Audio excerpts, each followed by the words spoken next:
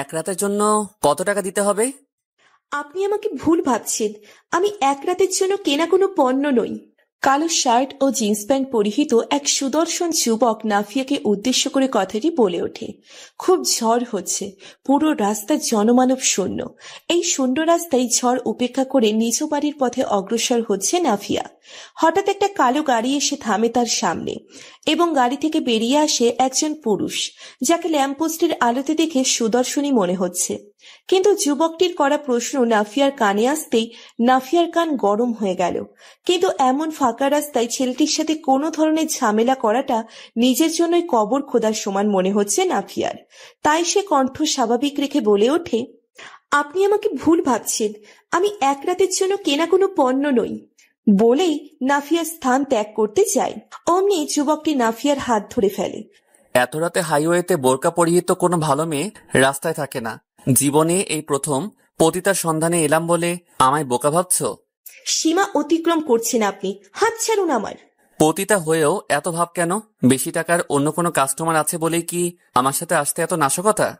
ব্যাস, রাগের মাত্রা অনিয়ন্ত্রিত হয়ে গেল নাফিয়ার। ঠাস করে একটি চর বসিয়ে দিল ছেলেটির গালে। কিন্তু চর বসিয়ে দেবার পর সে বুঝতে পারছে আসলে সে কত বড় ভুল করে বসেছে। ছেলেটি রক্তচক্ষু নিয়ে তাকিয়ে আছে তার দিকে, যেন এখনই আস্ত চিবিয়ে খাবে। নাফিয়া নিজের ভয়কে লুকাবার চেষ্টায় বলে ওঠে, লজ্জা থাকলে এবার আমার হাতটা ছাড়ুন। একথায় যুবকটির রাগ আরো বেড়ে গেল। সে নাফিয়ার হাত আরো শক্ত করে ধরে নিজের গাড়ির দিকে হাঁটতে আরম্ভ করলো। এদিকে নাফিয়া অনুভব করছে তার হাতটি বোধহয় ছিঁড়েই যাবে। সে যুবকটিকে বাধা দেওয়ার চেষ্টা করলো, কিন্তু লাভ হলো না। যুবকটি নাফিয়াকে গাড়িতে বসিয়ে সাথে নিজেও বসে গাড়ি স্টার্ট দিতে বলল ড্রাইভারকে। নাফিয়া বারংবার বলে চলেছে তাকে ছেড়ে দিতে, কিন্তু ছেলেটি কানে হেডফোন গুঁজে চোখ বুজে আছে। অনেকটা সময় ছেড়ে দেওয়ার আবেদন করেও যখন লাভ হলো না এবং যুবকটি চোখ বুজে আছে, সেই সুযোগে নাফিয়া নিজের ব্যাগ থেকে ফোন বের করে ফোনের লক খুলতেই যাবে, অমনি ছেলেটা ছো মেরে নাফিয়ার হাত থেকে ফোনটি নিয়ে নেয়। এতে চমকে নাফিয়া সেই যুবকটির দিকে তাকায়। যুবকটি বলে ওঠে, খবরদার, যদি কোনো চালাকি করার চেষ্টা করো তবে খুব খারাপ হবে। যুবকটির রক্তবর্ণ চোখ দেখে ভয়ে চুপসে যায় নাফিয়া। স্থির বসে চোখের নোনা জল ফেলতে থাকে। সেদিকে যুবকটি করে ভ্রুক্ষেপ না করে গাড়িতে হেলান দিয়ে বসে আবার চোখ বুজে নেয়। তাকে দেখে বোঝাই যাচ্ছে সে চোখ বুজে নিজের রাগ নিয়ন্ত্রণের চেষ্টা করে চলছে। কিছুটা সময় পার হতেই একটি দোতলা বাংলো বাড়ির সামনে এসে থামে গাড়িটি। জায়গাটি সম্পূর্ণ অচেনা নাফিয়ার। যুবকটি গাড়ি থেকে বেরিয়ে নাফিয়ার সামনে এসে গাড়ির গেট খুলে নাফিয়ার হাত ধরে টানতে টানতে বাড়ির দিকে এগুতে থাকে। এদিকে নাফিয়া কাঁদতে কাঁদতে বারবার তাকে ছেড়ে দেওয়ার জন্য অনুনয় বিনয় করতে থাকে, কিন্তু যুবকটি যেন কিছুই শুনছে না। দ্বিতীয় তলার একটি বেডরুমে নাফিয়াকে এনে এক ধাক্কায় বিছানায় ফেলে দেয় যুবকটি। রাগান্বিত স্বরে চেঁচিয়ে যুবকটি বলে ওঠে, how dare you, how dare you to slap Afim Ibnan? Do you have any idea who I am? You have to pay for this slap. আমাকে মাফ করে দিন প্লিজ, আমি অনেক বড় ভুল করে ফেলেছি, প্লিজ আমাকে ছেড়ে দিন। হা, today you did the biggest mistake in your life, so you have to pay, babes. বলেই নিজের শার্টের বোতাম খুলতে খুলতে আফিম এগিয়ে যেতে থাকে নাফিয়ার কাছে। নাফিয়া একটু একটু করে পেছোতে থাকে। আফিম দেরি না করে বিছানার কাছে যেয়ে নাফিয়ার পা ধরে নিজের কাছে টেনে এনে নাফিয়ার উপর ভর দিয়ে শুয়ে পড়ে। নাফিয়া চিৎকার করে বলে ওঠে, প্লিজ আমাকে ছেড়ে দিন, আমি পতিতা নই। কিন্তু আফিম এসব কথা কানে না দিয়ে নাফিয়ার নেকাবটি ধরে টান দেয়, ফলে তা খুলে যায় এবং আফিমের সামনে ফুটে ওঠে এক মায়াবী চেহারা, যা দেখেই তার দিকে দৃষ্টি আটকে গিয়েছে আফিমের। ভাসা ভাসা চোখ, লাভের উপরের দিকে যেমন শেপ ঠিক তেমন শেপের ঠোঁট, খাড়া নাক, গোলগাল চেহারা, সেই সাথে উজ্জ্বল শ্যামলা গায়ের রং। যেখানে আফিম ব্যস্ত নাফিয়ার সৌন্দর্য উপভোগ করতে, সেখানে নাফিয়া কেঁদেই চলছে। কান্নার মাঝে মাঝে নাফিয়া ঠোঁট কামড়ে ধরছে। নাফিয়ার ঠোঁটগুলো আফিমকে খুব করে টানছে। আফিম যেন একটি ঘোরে চলে গিয়েছে, তার চোখের সামনে শুধু ঠোঁটটিই ভাসছে। ঠোঁট দুটো এই মুহূর্তে ছুতে না পারলে যেন বড্ড ক্ষতি হয়ে যাবে আফিমের। আফিম কোনো কিছু না ভেবেই নাফিয়ার ঠোঁটে ঠোঁট বসিয়ে দেয়। নরম ওষ্ঠজোড়া নিজ ওষ্ঠদ্বয়ের মাঝে নিয়ে তার স্বাদ নিতে ব্যস্ত হয়ে পড়ে আফিম। প্রায় 5 মিনিট অতিবাহিত হতেই নাফিয়ার ঠোঁট ছেড়ে মাথায় উঠতেই দেখতে পায় নাফিয়া অজ্ঞান হয়ে গিয়েছে। প্রায় সাথে সাথেই আফিম নাফিয়ার উপর থেকে উঠে পানির জগ এনে নাফিয়ার চোখে মুখে পানি ছিটিয়ে দেয়, কিন্তু নাফিয়ার জ্ঞান ফেরে না। এতে বেশ ভয় পেয়ে যায় আফিম। দ্রুত ডাক্তারকে ফোন করে আসতে বলার পর সে নাফিয়ার পরিহিত বোরখা ও হিজাবটি খুলে নাফিয়াকে ঠিক করে বিছানায় শুইয়ে দেয়। আধা ঘন্টার একটু পরেই একজন মহিলা ডাক্তার এসে নাফিয়াকে এক্সামিন করে আফিমকে উদ্দেশ্য করে বলে ওঠে, ভয়ের কিছু নেই, মেয়েটি হয়তো প্রচন্ড ভয় পেয়ে গিয়েছিল কোনো কিছুতে, সেই সাথে হয়তো সকালের পর থেকে সারাদিন কিছু খায়নি এবং পরিশ্রম করার ফলে দুর্বলতার জন্য অচেতন হয়েছে। সমস্যা নেই, জ্ঞান ফিরলে স্বাস্থ্যকর কিছু খাবার খেলে এবং রেস্ট নিলে ঠিক হয়ে যাবে। ধন্যবাদ doctor. It's my duty mister আফিম, আজ তবে আসছি। Yeah sure. ডাক্তার বিদায় নিতেই আফিম নাফিয়ার কাছে যেয়ে বসে এক দৃষ্টিতে তাকিয়ে থাকে নাফিয়ার দিকে। মেয়েটির চেহারায় যেমন মায়া আছে, ঠিক তেমনি একটা বাচ্চা বাচ্চা ভাব যেন। সে একদম নিষ্পাপ। আফিম বেশ কিছুটা সময় নাফিয়ার দিকে তাকিয়ে থাকার পর হঠাৎ উঠে দাঁড়িয়ে কোনো একটি ব্যক্তিকে কল করে বলে ওঠে, I want every single details about the girl who is in my bedroom right now. বলেই ফোনটা কেটে দেয় আফিম। কিছুটা সময়ের মাঝেই ফ্রেশ হয়ে এসে নাফিয়ার পাশে শুয়ে পড়ে সে। চোখ বন্ধ করতেই কেন যেন তার অস্থির লাগছে। ঘুমেরও আসার নামগন্ধ নেই। তার মন চাইছে তার পাশে শুয়ে থাকা নারীকে এক নজর দেখতে। অবাধ্য মনের বাধ্য হয়ে আফিম তার চোখজোড়া মেলে তাকায় সেই মায়াবী চেহারায়। ঘুম ভাঙলেই আস্তে আস্তে চোখজোড়া মেলে তাকায় নাফিয়া। শরীরে দুর্বলতা বেশ ভালোই অনুভব করছে সে। উঠে বসতেই এক অপরিচিত রুমে নিজেকে আবিষ্কার করে সে। সাথে সাথেই তার মনে পড়ে যায় গত রাতের ঘটনাগুলো। চটজলদি সে একরাশ ভয় নিয়ে নিজের দিকে তাকায়। অতঃপর দেখে তার কাপড় ঠিকই আছে এবং শরীরে কোনো পরিবর্তন বা ব্যথা নেই। এতে কিছুটা শান্ত হলো নাফিয়া এবং মনে মনে বলতে আরম্ভ করলো, জানোয়ারটা তো মৃতদেহের লোভও নিয়ন্ত্রণ করতে পারে না, আর এই জানোয়ার সামান্য আমার অজ্ঞান হওয়াতে আমায় ছেড়ে দিল। ঠিক এমন সময় কক্ষে প্রবেশ করে আফিম। চেহারায় রাগী ভাব আর কণ্ঠে বিরক্তি নিয়ে সে ডেকে ওঠে, মজনু।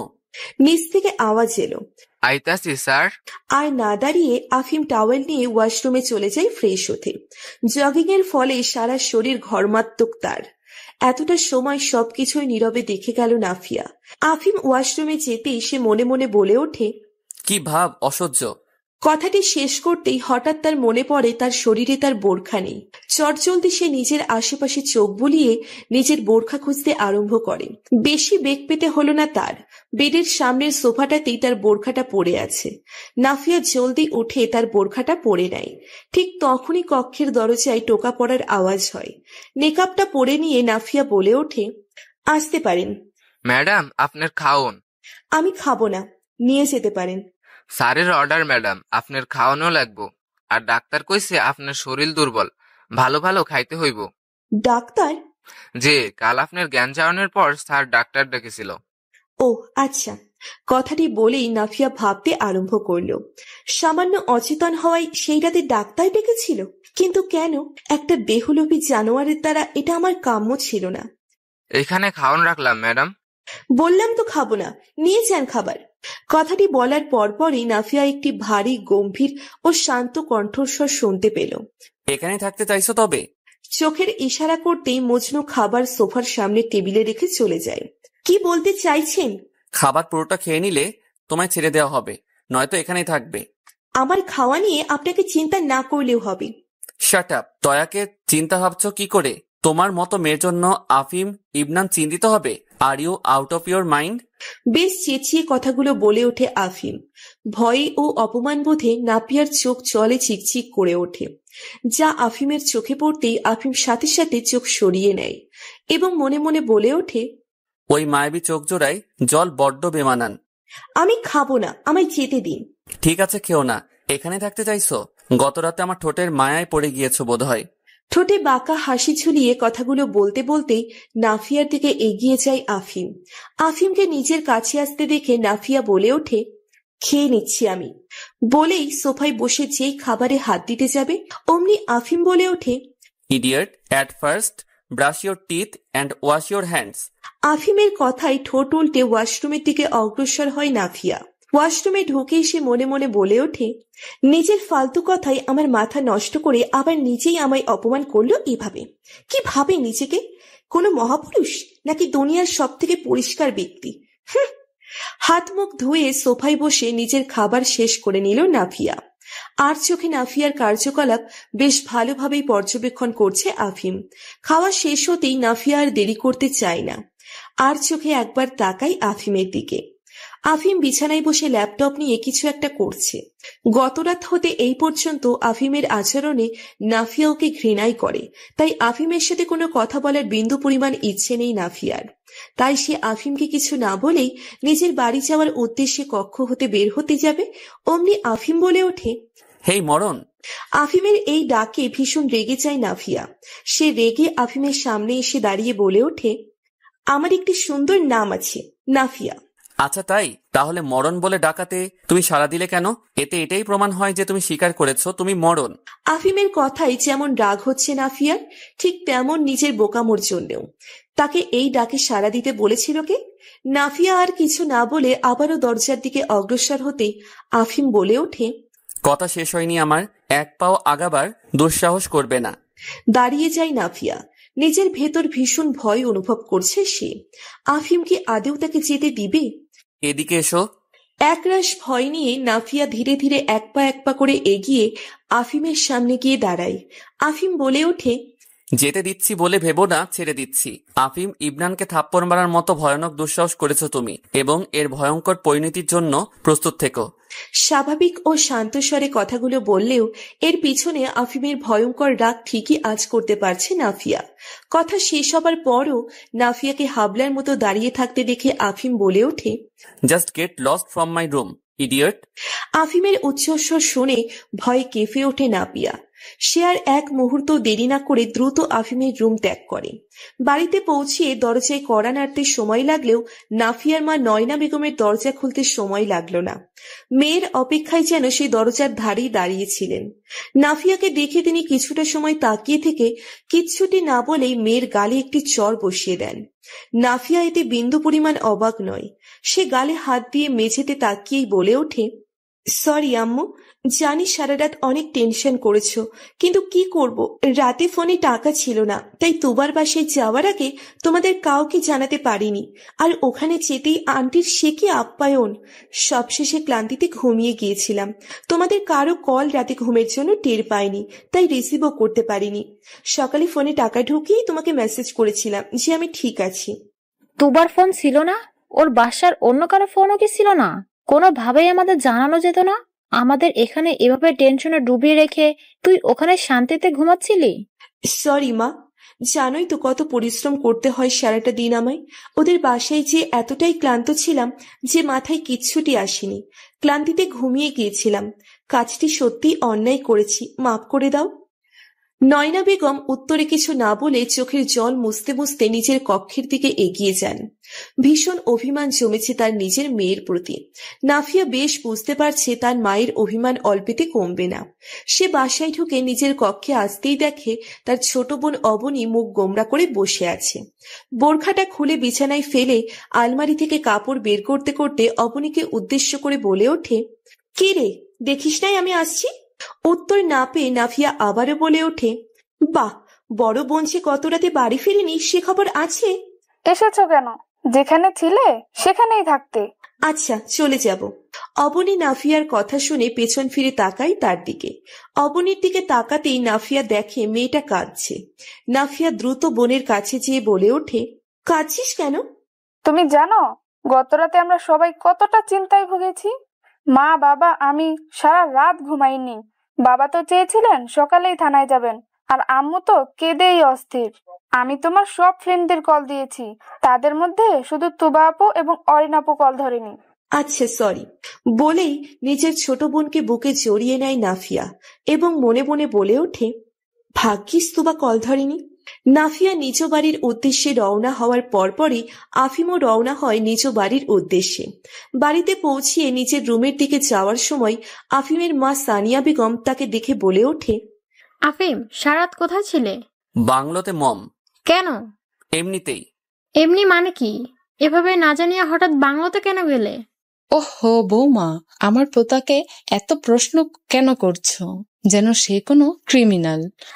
আম্মা, ছোটবেলা থেকে ওকে এভাবেই আদর দিয়ে বাদর বানাচ্ছেন। খবরদার, আমার পোতাকে নিয়ে একটিও বাজে বকবে না। যাও, ওর জন্য খাবার প্রস্তুত করো।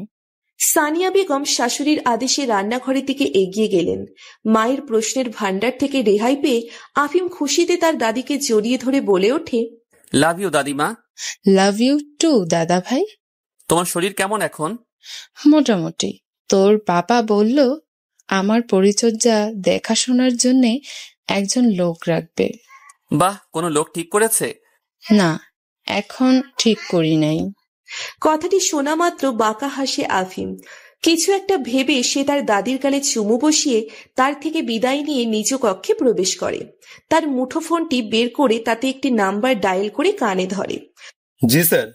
তোমায় গত রাতে একজনের ডিটেলস জেনে আমায় জানাতে বলেছিলাম। জি স্যার, মোটামুটি জেনেছি, কিন্তু পুরোপুরি সবটা এখনো জানতে পারিনি। You people are such a loser. Do your work on time. Do your work on time, otherwise you all will lose your job. Sorry sir. I hate sorry. আজ রাতের মধ্যে সব ডিটেলস রেডি করে ফেলবো স্যার। ফাইন। মেয়েটি কি মধ্যবিত্ত? জি sir, সেই সাথে তাদের একটা বড় ঋণ নেওয়া আছে। কিসের ঋণ? তা এখনো জানতে পারিনি স্যার। কথা শোনা মাত্রই রাগ উঠে যায় আফিমের, কিন্তু কোনো মতে সে রাগ চেপে বলে ওঠে, বাবা দাদির জন্য একজন কেয়ারটেকার রাখার সিদ্ধান্ত নিয়েছেন। I hope you know what you have to do now. জি স্যার। ঠোঁটে বাঁকা হাসি ঝুলিয়ে ফোনটি কেটে দেয় আফিম। মা, আমার এই চাকরিটা প্রয়োজন, বোঝার চেষ্টা কেন করছো না? কিছু বুঝতে চাই না আমি। এই চাকরিটা তুমি করছো না, এটি আমার সেই সিদ্ধান্ত। তোমার সিদ্ধান্তকে আমি সম্মান করি, কিন্তু তুমি শুধু একতরফা ভাবছো মা। তুমি শুধুই আমার সেফটির কথা ভাবছো, কিন্তু এটি একবারও ভাবছো না যে এই চাকরিটা করলে আমাদের বিপদ কতটা কেটে যাবে। থাকা খাওয়া ফ্রিতে, সেই সাথে মাস গেলে 25,000 টাকা। আর আমার কাজটা কি? শুধু একজন বৃদ্ধার সাথে সারাদিন থাকা এবং তার ঔষধ থেকে শুরু করে তার যাবতীয় সব দিকে খেয়াল করা। ভাবতে পারছো এই প্রস্তাবটি আমাদের জন্য কতটা লাভজনক? বোকার মতো কথা বলছো না আফিয়া। শুধুমাত্র একজন বৃদ্ধের দেখাশোনা করবা, সেজন্য মাস গেলে 25,000 টাকা, আবার শর্ত রাতেও থাকতে হবে? এটা কোনো ফন্দি হতে পারে। বৃদ্ধ মানুষ হঠাৎ রাতেও অসুস্থ হয়ে পড়তে পারে, সেই জন্যই হয়তো ওই শর্তটি। আর ওরা অনেক বড় লোক মা। যে লোকটি কথা বলতে এসেছিলেন সে তাদের কর্মচারী, কিন্তু সেই কর্মচারীকে দেখতেই লাখপতি মনে হচ্ছিল। এখন তুমিই ভাবো, ওদের কাছে মাসে 25,000 টাকা কোনো ব্যাপার? ওরা তোমায় কোথায় পেল? আর এই প্রস্তাব তোমাকেই কেন দিল? লোকটা বলেছিল আমার কোনো এক স্টুডেন্টের প্যারেন্টস তাদের আমাকে এই কাজটি দেওয়ার জন্য পরামর্শ দিয়েছে। তোমার স্কুলের চাকরিটার কি হবে? তা অব্যাহত থাকবে। আমি কথা বলে নিয়েছি লোকটার সাথে। স্কুলে আমার 3টি ক্লাস আছে, যা 1.5 ঘন্টার ব্যাপার। এতটুকু ছাড় দিবেন ওনারা। তাও আমার মন সায় দিচ্ছে না। উফ মা, বলেই নাফিয়া তার মাকে জড়িয়ে ধরে। কণ্ঠে একটু আহ্লাদি ভাবেনে বলে ওঠে, মা প্লিজ না করো না, আমি সেফ থাকবো। আর তুমি না হয় 3 বেলা নিয়ম করে কল দিও। প্লিজ মা, রাজি হয়ে যাও। আচ্ছা, যা ইচ্ছা করো। আমার কথা কি কেউ দাম দেয়? বাবা সহ মেয়ে দুটোই তাই করবে যা তাদের মন চাবে। বলতে বলতে নাফিয়ার বাহুবন্ধনী হতে নিজেকে ছাড়িয়ে নাফিয়ার কক্ষ ত্যাগ করেন নয়না বেগম। সকাল সকাল নিজের প্রয়োজনীয় জিনিস ব্যাগ ভর্তি করে নিজে প্রস্তুত হয়ে নেয় নাফিয়া। অতঃপর পরিবারের সকলের থেকে বিদায় নিয়ে রওনা হয় নিজের নতুন কর্মস্থলের উদ্দেশ্যে। বিশাল জায়গা নিয়ে ঘেরাও করা একটা 3 তলা বাড়ির সামনে দাঁড়িয়ে আছে নাফিয়া।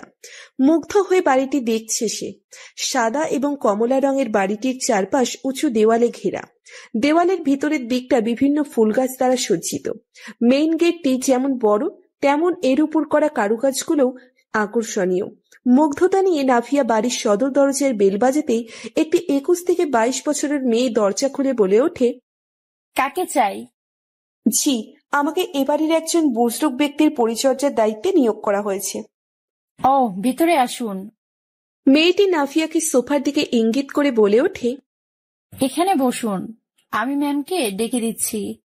জি। মেয়েটি যেতেই নাফিয়া পুরো হলরুমটিতে একবার চোখ বুলিয়ে নেয়। একটি বেশ বড় সাইজের টিভি দেওয়ালে লাগানো, সেই সাথে আরো অনেক আকর্ষণীয় আসবাবপত্র দিয়ে পুরো হলরুমটি সাজানো। এসব দেখার মাঝেই আফিমের মা সানিয়া বেগম এসে হাজির হন। তিনি নাফিয়ার সামনে সোফায় বসে যেই কিছু বলতে যাবে অমনি কারো কণ্ঠস্বর ভেসে আসে। What's your name? কণ্ঠস্বরটি কানে আসতেই চোখজোড়া বড় বড় হয়ে যায় নাফিয়ার। সে নিজের জায়গায় একদম স্থির হয়ে থাকে। আফিম সিঁড়ি দিয়ে নামতে নামতেই প্রশ্নটি করেছিল। এখন তার মায়ের পাশে সোফায় হেলান দিয়ে বসে আফিম বলে ওঠে, কি হয়েছে? শুনতে পাওনি আমার প্রশ্ন? আফিমকে নিজের সামনে দেখে একইভাবে চোখ করে তাকিয়ে আছে নাফিয়া। সে এতটাই অবাক হয়েছে যে বুঝে উঠতে পারছে না তার আসলে কি প্রতিক্রিয়া দেখানো উচিত। নাফিয়ার এমন অস্বাভাবিক আচরণটা সানিয়া বেগমের বোধগম্য হয় না। তিনি কিছু বলতেই যাবে অমনি আফিম বলে ওঠে, মম, তুমি একটু দাদিকে নিয়ে এসো, আমি ততক্ষণে ওর সাথে কথা বলছি। সানিয়া বেগমও আর কথা বাড়ান না, চলে যান তার শাশুড়ি মাকে নিয়ে আসতে। সানিয়া বেগম যেতেই আফিম নাফিয়াকে উদ্দেশ্য করে বলে ওঠে, why are you staring like this? আপনি এখানে? আমারই বাসা। আর হ্যাঁ, খবরদার, যদি ভুলেও এই চাকরিটি না করার কথা চিন্তা করো তবে বেশ বড় ভুল করে বসবে। কারণ তোমার ওই স্কুলের চাকরি, যার টাকা দিয়ে তুমি চলো, সেই চাকরিটি তোমার হাতছাড়া করতে আমার জাস্ট একটা আদেশই যথেষ্ট। এছাড়াও তোমার এবং তোমার পরিবারের সদস্যদের জীবন নরক বানিয়ে দেওয়াও তেমন কোনো কঠিন কাজ নয় আমার জন্যে। নাফিয়া বেশ ভালোভাবেই বুঝতে পারছে যে সে খুব বাজেভাবে ফেঁসে গিয়েছে। সে কাঁদো কাঁদো কণ্ঠে আফিমকে বলে ওঠে, প্লিজ আমায় ক্ষমা করে দিন, আমি সত্যিই ইচ্ছে করে আপনাকে থাপ্পড় মারি নাই। নাফিয়ার কথা শেষ হওয়ার আগেই আফিম বলে ওঠে, shut up, my mom and granny must be coming soon, behave normal. সাথে সাথেই নাফিয়া নিজেকে ঠিকঠাক করে নেয়, স্বাভাবিক না হয়েও স্বাভাবিক আচরণ করার জন্য। তার একটু পরেই আফিমের মা ও দাদি এসে পড়েন।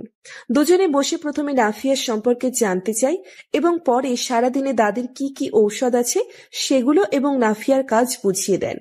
কথার পর্ব চলাকালীনই চা নাস্তাও সেরে নেওয়া হয়। সবশেষে সেই মেয়েটিকে ডেকে বলা হয় নাফিয়াকে গেস্ট রুম কোথায় তা দেখিয়ে দিতে। নাফিয়া গেস্ট রুমটায় প্রবেশ করে দেখে এই রুমটিও সুন্দর, বেশ পরিপাটি, কিন্তু এখন চেয়েও মুগ্ধ হতে পারছে না সে, কারণ তার মধ্যে মুগ্ধতার মও কাজ করছে না।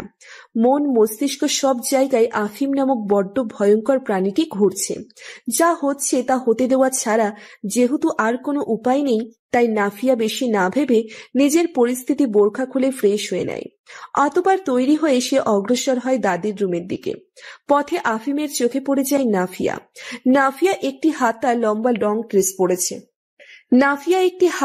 লং ড্রেস পরেছে, সেই সাথে এমনভাবে ওড়না পরেছে যে মাথার চুল থেকে কোমর অবধি পুরোটাই ঢেকে আছে। না চাইতেও নাফিয়ার এই শালীনতাটা ভালো লাগে আফিমের। এক পলক দেখেই চোখ সরিয়ে নেয় আফিম এবং অগ্রসর হয় সদর দরজার দিকে অফিসে যাওয়ার জন্য। আফিম দরজার কাছাকাছি যেতেই তার দিকে চোখ পড়ে নাফিয়ার। আফিমকে দেখেই নাফিয়া মনে মনে বলে ওঠে, যতই ভয়ঙ্কর প্রাণী হও না কেন মিস্টার আফিম ইবনান, আমিও এবার তোমায় দেখাবো আমি কি জিনিস। আফিমের অফিসে যাওয়ার পর দিয়ে নিশ্চিন্তে দাদির সাথে সময় পার করেছে নাফিয়া। প্রথম দিনেই দাদির সাথে বেশ গল্প জমে তার। তারপর দুপুরে দাদিকে সময় মতো ঔষধ খাওয়ানো, খাবার খাওয়ানো, বিকালে দাদির সাথে বাড়ির সামনের বিশাল বড় বাগানটাই হাঁটা, সবকিছুই উপভোগ করছে নাফিয়া। তার এখানে এসে ভালোই লাগছে, শুধু আফসোস সেই ভয়ঙ্কর প্রাণীটিকে নিয়ে। সন্ধ্যায় দাদিকে সোফায় বসিয়ে দাদির ঘাড়ে ম্যাসেজ করে দিচ্ছিল নাফিয়া। ঠিক এমন সময় আফিম এসে হাজির হয়। এক নজর নাফিয়ার দিকে তাকিয়ে আফিম সোজা নিজের কক্ষে চলে যায়। আফিমকে দেখার পর থেকেই ভয়ে নাফিয়ার হৃদস্পন্দনের গতি বেড়ে চলেছে। না জানি কি করে। কিছুটা সময় অতিক্রম হতেই নিচে নেমে আসে আফিম। সোফায় আয়েশ করে বসে নাফিয়াকে উদ্দেশ্য করে বলে ওঠে, your name Sheikh Nafia, right? জি। আমাকে এক কাপ কফি এনে দাও। আমি? তো আচ্ছা, আনছি। বলে রান্নাঘরের দিকে যেতে যেতে নাফিয়া মনে মনে বলে ভাবে, এই কাজ তো আমার না, তাহলে আমি কেন করছি? করব নাকি করব না, ধুর, না করলে আবার না জানি কি শাস্তি দেয়। তার চেয়ে 1 কাপ কফি বানালে ক্ষতি নেই। কফি বানিয়ে আফিমের কাছে এসে কফির মগটি তার দিকে এগিয়ে দেয় নাফিয়া। আফিম কফির মগটি নেওয়ার সময় হুট করে মগটি তার হাত থেকে পিছলে পড়ে যায়, ফলে গরম কফি ছিটকে গিয়ে পড়ে নাফিয়ার পায়ের উপর। সোফাতেই বসেছিলেন দাদি। নাফিয়ার পায়ে গরম কফি পড়তে দেখে তিনি দ্রুত উঠে টি টেবিলে রাখা পানির জগ হতে কিছু পানি নাফিয়ার পায়ে ঢেলে দিলেন। নাফিয়ার পাটা জ্বলছে, সে ঠোঁটে ঠোঁট চেপে সহ্য করছে। দাদি নাফিয়াকে আফিমের পাশে বসিয়ে একজন গৃহপরিচারিকাকে ডেকে মলম আনতে বললেন। মলম আনা হলে তা নাফিয়ার পায়ে লাগাবার কিছুটা সময় পরই জ্বালাটা কমে যায়। পরিস্থিতি স্বাভাবিক হতেই দাদি আফিমকে উদ্দেশ্য করে বলে ওঠে, তোমার ভুলে মেয়েটা ব্যথা পেল, তাকে একটি সরি পর্যন্ত না বলে তুমি প্রক্রিয়ায় মুখ গুজে আছো? এ কেমন ভদ্রতা? I am sorry miss Sheikh. আফিমের দিকে তাকাতেই নাফিয়া দেখে আফিমের ঠোঁটে বাঁকা হাসি, যা দাদির নজরে পড়েনি। আফিমের এই হাসিটির অর্থই হচ্ছে কাজটি আফিম ইচ্ছাকৃতভাবে করেছে। দাঁতে দাঁত চেপে নিজের রাগটি নিয়ন্ত্রণ করে নাফিয়া বলে ওঠে, দাদি আমি নিচের রুমে যেতে চাচ্ছি, যাব? হ্যাঁ হ্যাঁ যাও। নাফিয়া সোফা থেকে উঠে আফিমের সামনে থেকে যাওয়ার সময় ইচ্ছে করে এমনভাবে আফিমের পায়ের উপর পাড়া দিল যেন এটি অনিচ্ছাকৃত হয়েছে। পায়ে উঁচু জুতো থাকায় আফিমের পা খানিকটা কেটে যায়।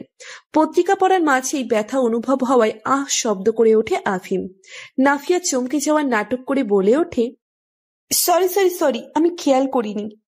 এদিকে আফিমের দাদি তার আদরে পোতার পায়ে সামান্য রক্ত দেখে অস্থির হয়ে ওঠেন। এসবের মাঝে আফিম চোয়াল শক্ত করে তাকিয়ে থাকে নাফিয়ার দিকে। সে বেশ বুঝতে পারছে নাফিয়া এটা ইচ্ছে করেই করেছে। আফিমের এমন রাগান্বিত চাহনিতে নাফিয়ার হৃদস্পন্দন থেমে থেমে যাচ্ছে। সে মনে মনে ভাবে, আমার হয়তো ওই কুমারী অবস্থাতেই মরতে হবে। বাইরে খুব বৃষ্টি হচ্ছে। বৃষ্টির শব্দ তার মনোমুগ্ধকর ঘ্রাণ ও ঠান্ডা বাতাসের পরম মানুষের মন মস্তিষ্কে শান্তি এনে দেয় এবং উপহার দেয় চরম আরামদায়ক নিদ্রা। নাফিয়াও আরামের ঘুমে বিভোর হয়ে আছে। হঠাৎ সে তার মুখে তরল জাতীয় কিছু অনুভব করে। ঘুম ভেঙে যায় তার। পিটপিট করে চোখ মেলতেই তার মুখের উপর বেশ খানিকটা পানি এসে পড়ে। তাৎক্ষণিক উঠে বসে সে। কিছুটা পানি তার নাক অবধি উঠে গিয়েছে। কিছুটা সময় নিয়ে স্বাভাবিক হয়ে নাফিয়া তার সামনে দাঁড়ানো ব্যক্তিটির দিকে তাকায়। আফিম দাঁড়িয়ে আছে। একে তো এত আরামের ঘুমটা পানি হলো, দ্বিতীয়ত পানিতে শরীরের বেশ কিছুটা অংশ ভিজে গিয়েছে, ফলে ঠান্ডা বাতাসের জন্য ঠান্ডা লাগছে। আর তৃতীয়ত যে এই মহান কাজটি করেছে সে দাঁড়িয়ে বেহায়ার মতো তাকিয়ে আছে। রেগে নাফিয়া বলে ওঠে, কি চাই আপনার? এত অসভ্য কেন আপনি? এভাবে মধ্যরাতে একটি মেয়ের রুমে ঢুকে অত্যাচার করছেন। আর রুমে ঢুকলেন কি করে? আমি তো দরজা বন্ধ করে ঘুমিয়েছিলাম। নাফিয়ার কথা শেষ হতেই আফিম নাফিয়ার হাত ধরে এক হ্যাচকা টানে দাঁড় করিয়ে বলে ওঠে, আমি অসভ্য? তোমার সাহস দেখে অবাক না হয়ে পারছি না। প্রথমত ইচ্ছে করে আমার পায়ে পাড়া দিয়েছ। কথাটি বলেই আফিম নাফিয়ার হাত মুচড়ে ধরে। ব্যথায় আহ শব্দ করে ওঠে নাফিয়া। আফিম আবারও বলতে আরম্ভ করে, দ্বিতীয়ত এখন আমায় অসভ্য বলছো। আফিম ইবনানের অসভ্যতা কাকে বলে তা এখন টের পাবে তুমি। হাত জোরে মুচড়ে ধরায় বেশ ব্যথা পাচ্ছে নাফিয়া। সেই সাথে আফিমের রাগান্বিত চেহারাও উক্তি শুনে ভয়ে গলা শুকিয়ে যাচ্ছে তার। সে কাঁপা কাঁপা গলায় বলে ওঠে, আমি কিন্তু এখন চিল্লাবো। তাচ্ছিল্যের একটি হাসি ঠোঁটে ঝুলিয়ে আফিম বলে ওঠে, এবারই সবকটি রুম সাউন্ড প্রুফ। ছেড়ে দিন প্লিজ, আমার ভুল হয়ে গেছে, আপনি অসভ্য নন। ঠোঁটে বাঁকা হাসি ঝুলিয়ে আফিম নাফিয়ার মুচড়ে ধরে রাখা হাতটি ছেড়ে দিয়ে নাফিয়ার কোমর জড়িয়ে ধরে বলে ওঠে, ভুল যখন করেছো শাস্তি তো তোমায় পেতেই হবে। নাফিয়া যেই কিছু বলতে যাবে অমনি আফিম তাকে থামিয়ে দিয়ে বলে ওঠে, শাট আপ। ব্যাস, মুখ বন্ধ হয়ে যায় নাফিয়ার। আফিম ধীরে ধীরে নাফিয়ার ঠোঁটের দিকে অগ্রসর হতে থাকে। এটি দেখে নাফিয়া ভাবে হয়তো প্রথম দিনের মতো আজও আফিম একই কাজ করবে। তাই সে চটজলদি নিজের ঠোঁট হাত দিয়ে চেপে ধরে, কিন্তু লাভ হয় না। আফিম ধীরে ধীরে তার দিকে অগ্রসর হচ্ছে। ভয়ে চোখ জোড়া বুঝে নেয় নাফিয়া। চোখ বুঝা অবস্থায় সে অনুভব করে কেউ কামড়ে তার ঘাড়ের মাংস তুলে নিচ্ছে। যন্ত্রণায় চেঁচিয়ে উঠে আফিমকে নিজের থেকে দূরে সরানোর চেষ্টা করে নাফিয়া, কিন্তু সে সফল হয় না। ব্যথায় কেঁদেই দেয় নাফিয়া। কয়েক সেকেন্ড অতিবাহিত হতেই নাফিয়াকে ছেড়ে দেয় আফিম। ঘাড়ের যে জায়গাটায় কামড় বসিয়েছে সেই জায়গাটিতে দাঁতের দাগ বসে খানিকটা রক্ত বেরিয়ে গিয়েছে। নাফিয়ার চোখে পানি দেখে আফিম বলে ওঠে, এতটুকু ব্যথা সহ্য করতে পারো না আর আফিম ইবনানের সাথে টেক্কা দিতে আসো? ভীষণ রাগ ওঠা সত্ত্বেও চুপ করে থাকে নাফিয়া, কারণ সে জানে এখন কিছু বলাটা তার জন্য হিতকর হবে না। নাফিয়ার কোনো উত্তর না পেয়ে আফিমও তার সময় অপচয় করে না। ঠোঁটে জয়ের হাসি ঝুলিয়ে নাফিয়ার কক্ষ ত্যাগ করে সে। আফিম যেতেই নাফিয়া আয়নার সামনে দাঁড়িয়ে নিজের ক্ষতটা দেখে, জায়গাটাতে ব্যথাও করছে। মনে মনে নাফিয়া বলে ওঠে, এর উত্তর তুমি পাবে আফিম ইবনান। সকালে ঠিক 5টায় ঘুম থেকে উঠে ফ্রেশ হয়ে দাদির কক্ষে যাওয়ার জন্য রওনা হয় নাফিয়া। দাদির পাশের রুমটি দেওয়া হয়েছে তাকে থাকার জন্য। দাদির কক্ষে প্রবেশ করতেই নাফিয়া দেখে দাদি পত্রিকা পড়ছেন। দাদিকে উদ্দেশ্য করে সে বলে ওঠে, দাদি শুভ সকাল। উঠে পড়েছ? জি, এখন বলুন হাঁটতে যাওয়ার আগে কি খাবেন? 1 কাপ দুধ চা হলে মন্দ হয় না। 1 কাপ দুধ চা নয়, হয় 1 কাপ দুধ, না হয় 1 কাপ চা। এখন কি আমায় রং চা খেতে হবে? জি অবশ্যই, যা আপনার স্বাস্থ্যের জন্য উপকারী ঠিক তাই খেতে হবে। আচ্ছা, তবে 1 কাপ রং চা। আচ্ছা আনছি। বলেই নাফিয়া দাদির কক্ষ ত্যাগ করে রান্নাঘরে প্রবেশ করে। রান্নাঘরে দুজন রাঁধুনি সকালের নাস্তা তৈরির প্রস্তুতি নিচ্ছে। নাফিয়া তাদের একজনকে উদ্দেশ্য করে বলে ওঠে, আপু, দাদি রং চা চেয়েছেন, এখনই বানিয়ে দেন। জি অবশ্যই ম্যাম। ম্যাম বলার প্রয়োজন নেই, আপনি আমার বড়, তাই নাফিয়াই বলুন। জি আচ্ছা। আর একটা কথা, আজ থেকে দাদির 3 বেলার খাদ্য তালিকায় কি কি খাবার থাকবে তা আমার থেকে অবশ্যই জেনে নেবেন। ঠিক আছে।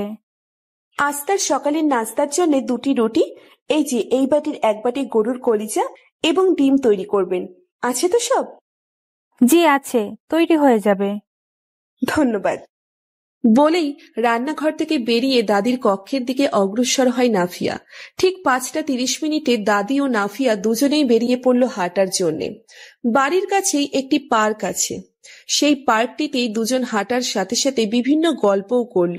প্রায় 1 ঘন্টা হাঁটার পর দুজন বেশ ক্লান্ত হয়ে বাড়ি ফিরে এলো। বাড়িতে প্রবেশ করতেই সানিয়া বেগম ঠোঁটে হাসি টেনে তাদের উদ্দেশ্য করে বলে ওঠে, হাঁটা হলো আপনাদের?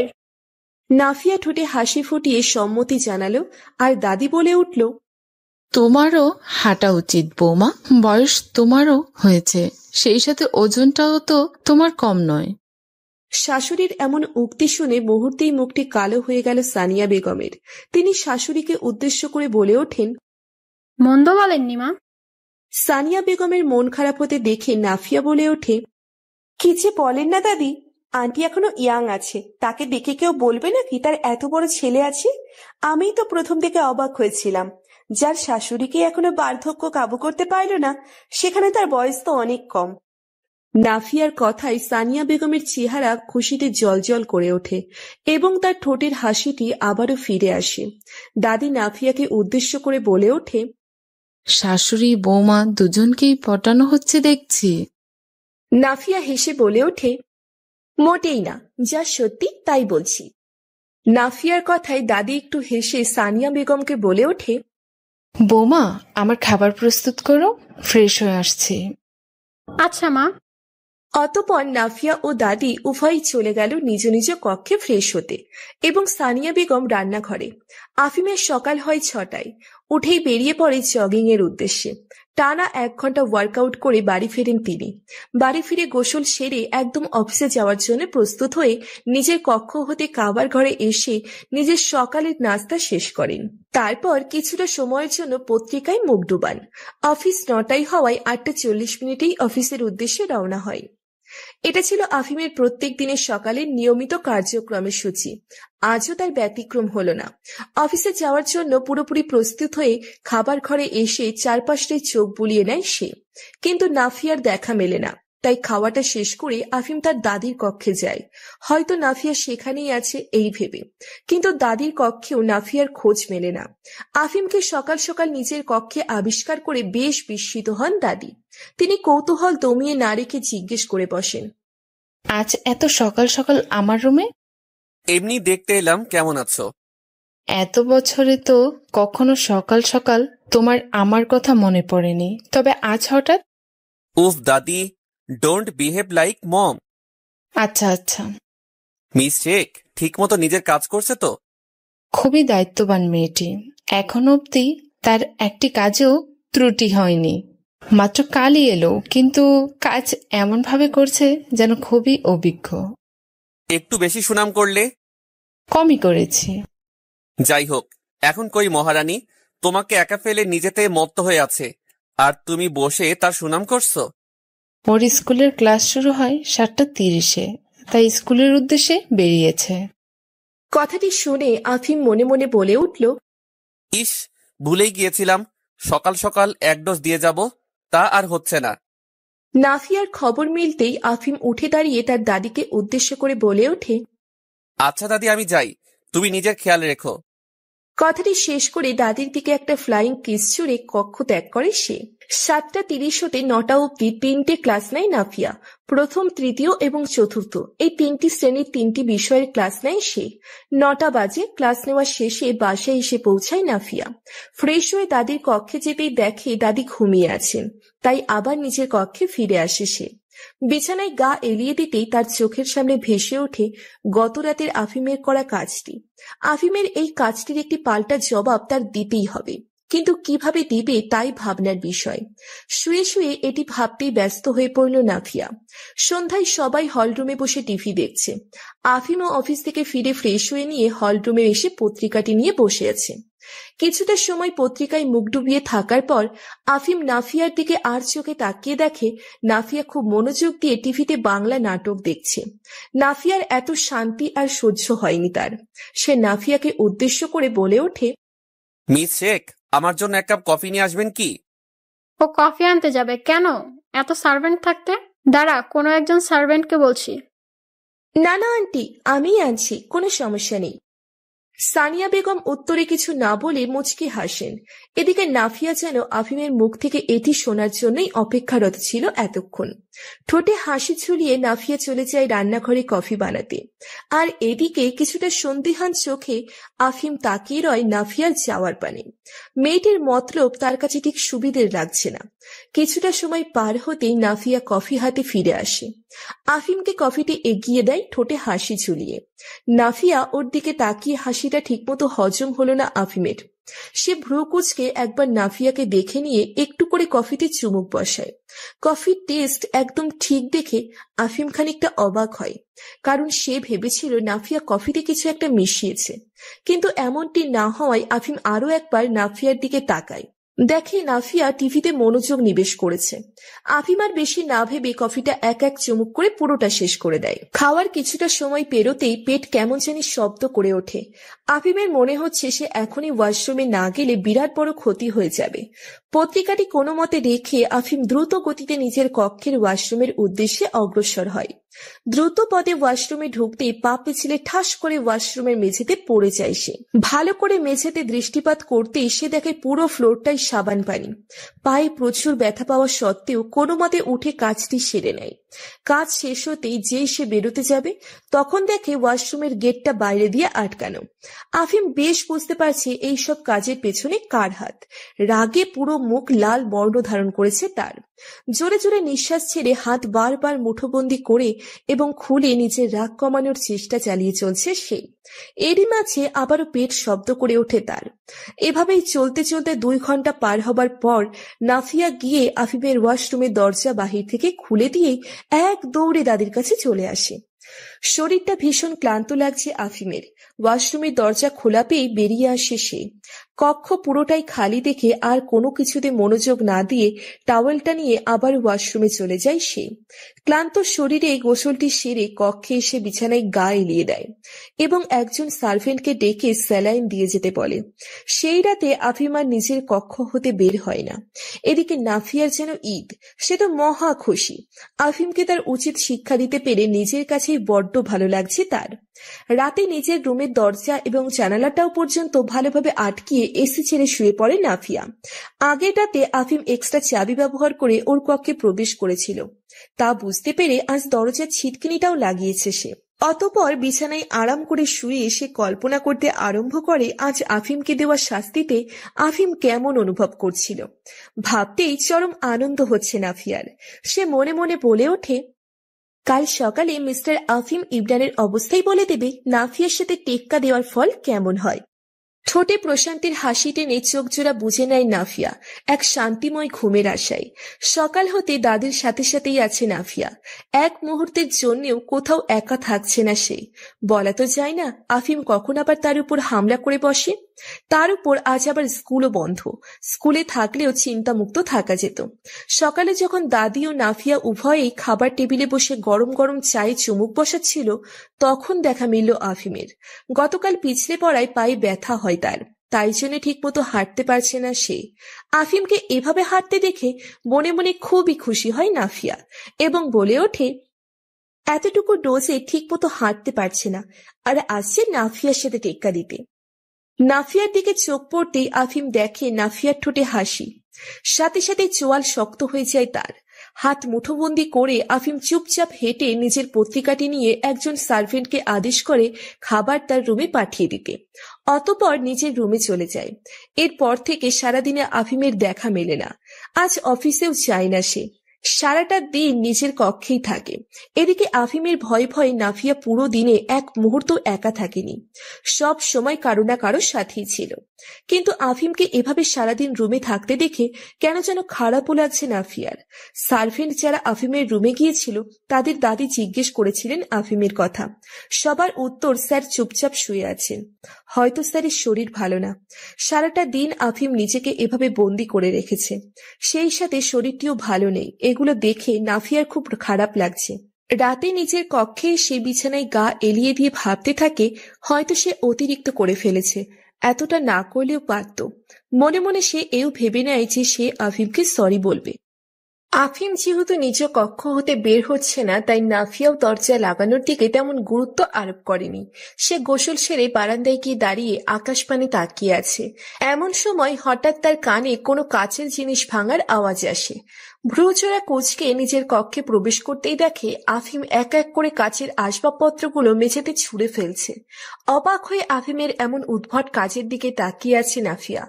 আফিম বেশ কটি আসবাবপত্র ভেঙে গুড়িয়ে দেওয়ার পর নাফিয়ার দিকে তাকিয়ে বলে ওঠে, ওয়াক অন ইট। আফিমের কথাই অবাকের চরম শীর্ষে পৌঁছিয়ে নাফিয়া বলে ওঠে, মানে? কানে শুনতে পাও না? হাঁটো এর উপর। রাগে আফিমের শুধু চোখ দুটেই নয়, দুধের ন্যায় ফর্সা মুখটিও রক্তিম বর্ণ ধারণ করেছে। আফিমকে দেখে ভয়ে কাঁপা কাঁপা ভাব নাফিয়ার। নাফিয়াকে তার জায়গায় স্থির থাকতে দেখে আফিমের রাগ আরো বেড়ে যায় এবং সে বলে ওঠে, যা বলেছি তা যদি এখনই না করো, তবে এরপর যা হবে তার জন্য দায়ী থাকবে কেবল তুমি। অতিরিক্ত রাগের বশে এখনই যে আফিম যে কোনো কিছু করে বসতে পারে তা বেশ ভালোই বুঝতে পারছে নাফিয়া। সে আর না ভেবে ধীরে ধীরে কাচের টুকরোগুলোর উপর একটি পা রাখে। সাথে সাথেই বেশ কয়টি কাচের টুকরো নাফিয়ার পায়ে ঢুকে যায়। ব্যথায় চোখে পানি চলে আসে নাফিয়ার। ঠোঁটে ঠোঁট চেপে চোখের জল আটকে রাখার বৃথা চেষ্টা করে দ্বিতীয় পা কাচের টুকরোগুলোর উপর রাখতেই দ্বিতীয় পায়েও কাচের বেশ কটি টুকরো বিঁধল। ব্যথায় চোখের কোণ বেয়ে জল গড়িয়ে পড়ছে নাফিয়ার। সে কোনোভাবেই তৃতীয় কদম ফেলার সাহস জোগাতে পারছে না। এদিকে নাফিয়া যে সত্যিই কাচের উপর পা দেওয়ার মতো সাহস করবে তা চিন্তাই করেনি আফিম। নাফিয়ার পায়ের দিকটি রক্তে ধীরে ধীরে ভরে যাচ্ছে, আর নাফিয়ার চোখে জলগুলোও কেনই যে আফিমের সহ্য হচ্ছে না। আফিম আর দেরি না করে নাফিয়াকে কোলে তুলে নেয়। এতটা সময় চোখ বুঝেছিল নাফিয়া। হঠাৎ এভাবে আফিমের কোলে তুলে নেওয়ায় চমকে চোখ মেলে তাকায় সে। আফিম নাফিয়াকে বিছানায় পা তুলে বসিয়ে দিয়ে ফার্স্ট এইড বক্স নিয়ে এসে নাফিয়ার পায়ের কাছে বসে। যেই আফিম ঔষধ লাগাতে যাবে অমনি নাফিয়া পা সরিয়ে বলে ওঠে, অনেক হয়েছে মিস্টার ইবনান, অনেক করেছেন আপনি। প্রথমত পতিতা বলে আমায় অপমান করলেন, তারপর রেগে একটি থাপ্পড় বসিয়ে দেওয়ার অপরাধে আমায় তুলে নিয়ে যে অসভ্যতা করলেন। কিচ্ছু বলিনি, ভাগ্যে হয়তো এটাই ছিল, এই বলে মেনে নিয়েছিলাম, আর আমার ধর্ষণ না করায় কৃতজ্ঞ ছিলাম। কিন্তু তারপরও আপনার থাপ্পড়ের জবাব দেওয়া বাকি রয়ে গিয়েছিল দেখে আমার এই চাকরি দিলেন এবং হুমকি দিলেন যেন আমি এই চাকরিটা না ছাড়ি। আপনি কি মনে করেন আফিম, আমি আপনার হুমকির ভয়ে এখনো এখানে আছি বা আপনার অত্যাচারে আমি ভয় পাই? যদি এমনটি ভেবে থাকেন তবে এটি আপনার ভুল ধারণা। আমি এখানে আছি আমার পরিবারের স্বার্থে, তাদের আর্থিক সহায়তা করার জন্য। আর আপনার এই অত্যাচার যদি ভয় পেতাম তবে আপনাকে পাল্টা জবাব দেওয়ার সাহস দেখাতাম না। তাই আমাকে দয়া দেখাতে আসবেন না। এতক্ষণ ধরে নাফিয়ার কথাগুলো চোয়াল শক্ত করে চুপচাপ শুনছে আফিম। নাফিয়ার পায়ের অবস্থা ততটা ভালো না। আরো কিছুক্ষণ ধরে রক্ত এভাবে পড়লে নাফিয়া জ্ঞান হারাবে। আফিমের যথেষ্ট রাগ ওঠা সত্ত্বেও সে এখন কিচ্ছু বলতে চাইছে না। নাফিয়া আবারও বলে ওঠে, এক মিনিট, আপনার মাঝে আদেও দয়া নামক কোনো অনুভূতি আছে নাকি?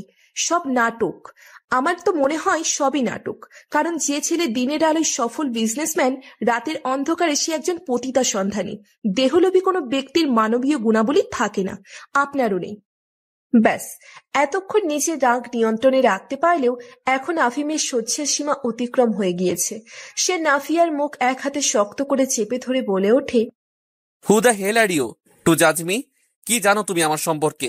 কতটুকু জানো আমার সম্পর্কে? হ্যাঁ, কোন সাহসে আমায় নিয়ে মন্তব্য করলে? আমার বাসার চাকর হওয়ারও যোগ্যতা তোমার নেই, সেখানে তুমি আমায় বিচার করছো? আমি যদি দেহ লোভী হতাম তবে আমার গার্লফ্রেন্ড তাকে স্পর্শ না করার অপরাধে আমার পুরুষত্বের উপর প্রশ্ন তুলে আমায় ছেড়ে যেত না। আমি যদি দেহ লোভী হতাম তাহলে এতদিন তোমার সতীত্ব অক্ষত থাকতো না। You bloody idiot. বলেই নাফিয়াকে ছেড়ে দিয়ে আফিম দ্রুত পদে নাফিয়ার কক্ষ ত্যাগ করে। কিছুটা মাথা ব্যথা নিয়ে শোয়া থেকে ধীরে ধীরে উঠে বসে নাফিয়া। কপালটা 3 আঙুলে আলতো করে চেপে ধরে চারপাশটা চোখ বুলিয়ে নেয় সে। জানালা খোলা থাকায় সূর্যের কিরণে কক্ষ আলোকিত হয়ে আছে। সকাল হয়ে গেছে দেখে বেশ অবাক হয় নাফিয়া। কারণ গত রাতে আফিম তার কক্ষ ত্যাগ করার পর সে নিজের পায়ে বিঁধে থাকা কাচের টুকরোগুলোকে নিজ হাতে তোলার চেষ্টা করেছিল, কিন্তু ব্যথায় তা ঠিক করে পেরে উঠছিল না সে। ধীরে ধীরে মাথা ব্যথা আরম্ভ হতে থাকে তার, এবং কিছুটা সময়ের মাঝে নিস্তেজ হয়ে বিছানায় শরীর এলিয়ে দেয়। এরপর আর কিছুই মনে নেই তার। নাফিয়া সকাল হয়েছে দেখে যতটা অবাক হয় তার থেকেও বেশি অবাক হয় এটা দেখে যে তার পায়ে খুব সুন্দর করে ব্যান্ডেজ করা, সেই সাথে পুরো রুমটা পরিপাটি আগের ন্যায় গোছানো। নাফিয়ার এসব পর্যবেক্ষণের মাঝেই একজন গৃহপরিচারিকা এসে উপস্থিত হয়। নাফিয়াকে উদ্দেশ্য করে সে বলে ওঠে, এখন কেমন আছেন? ভালো আছি, কিন্তু আমার পায়ে ব্যান্ডেজ এবং রুমের গোছগাছ কে করলো? আমি এবং অন্য একজন সার্ভেন্ট। আপনারা জানলেন কি করে আমার সাহায্য প্রয়োজন? আফিম স্যার কাল রাতে আমাদের দুজনকে আপনার পায়ে ব্যান্ডেজ করে দেওয়ার জন্য পাঠান। স্যারকে দেখে তখন খুবই রাগান্বিত মনে হচ্ছিল।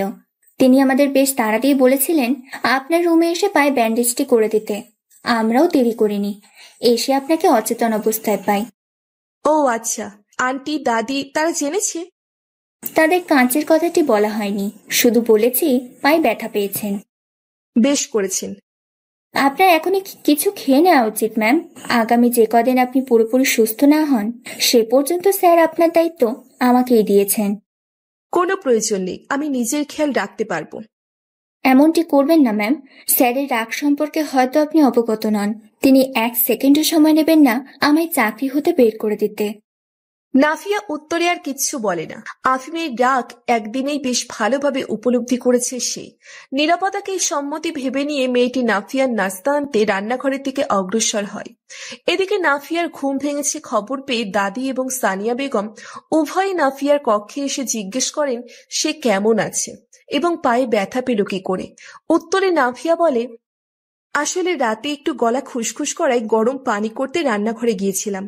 গরম পানিটা গ্লাসে ঢালার সময় অসাবধানতা বশত তা হাত থেকে পিছলে পায়ের উপর পড়ে সবটা। বয়সে বড় হলেও এখনো বাচ্চাটিই রয়ে গিয়েছো। এই বয়সে এমন বেখেয়ালি হলে চলে? তোমার থেকে এমনটা আশা করেছিলাম না। কদিন বিশ্রামেই থাকো। দুঃখিত, যেহেতু আমি এই পানিয়ে কাজ করতে পারবো না সেহেতু সুস্থ হওয়া অবধি কি নিজের বাড়িতে যেয়ে থাকবো? না, তার প্রয়োজন নেই। এ অবস্থায় যাওয়াটা যেমন তোমার জন্য কষ্টসাধ্য, তেমন তোমার পরিবার বিষয়টি জেনে শুধুই চিন্তিত হবেন। অনেক ধন্যবাদ দাদি এতটা ভাবার জন্য। দাদি উত্তরে আর কিছু না বলে তিনিও ঠোঁটে হাসি টেনে আনেন। 2 দিন পার হয়ে গেল। এই 2 দিন নাফিয়া সম্পূর্ণ বিশ্রামে ছিল। নিজ কক্ষ হতেও বের হতে পারেনি পায়ে ব্যথার জন্যে।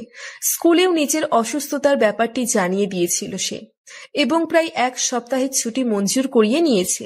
আর এ 2 দিনে আফিম ও নাফিয়া একবারের জন্য একে অপরের মুখোমুখি হয়নি। কিন্তু আফিম যাকে নাফিয়ার সেবায় নিয়োজিত করেছিল তার থেকে ঠিকই নাফিয়ার খবর জেনে নিচ্ছিল। 3য় দিনে একটু ব্যথা থাকলেও হাঁটতে পারছে নাফিয়া। ব্যাস, এখন কি আর তাকে বসিয়ে রাখা সম্ভব? সে সকালে উঠে পায়ের ব্যথাটা কম অনুভব করাতে আবারও নিজের কাজে লেগে যাবে বলে মনস্থির করে নেয়। নিজের সকালের কাজ সেরে সে ধীরে ধীরে কদম ফেলে দাদির কক্ষে উপস্থিত হয়। দাদি, শুভ সকাল।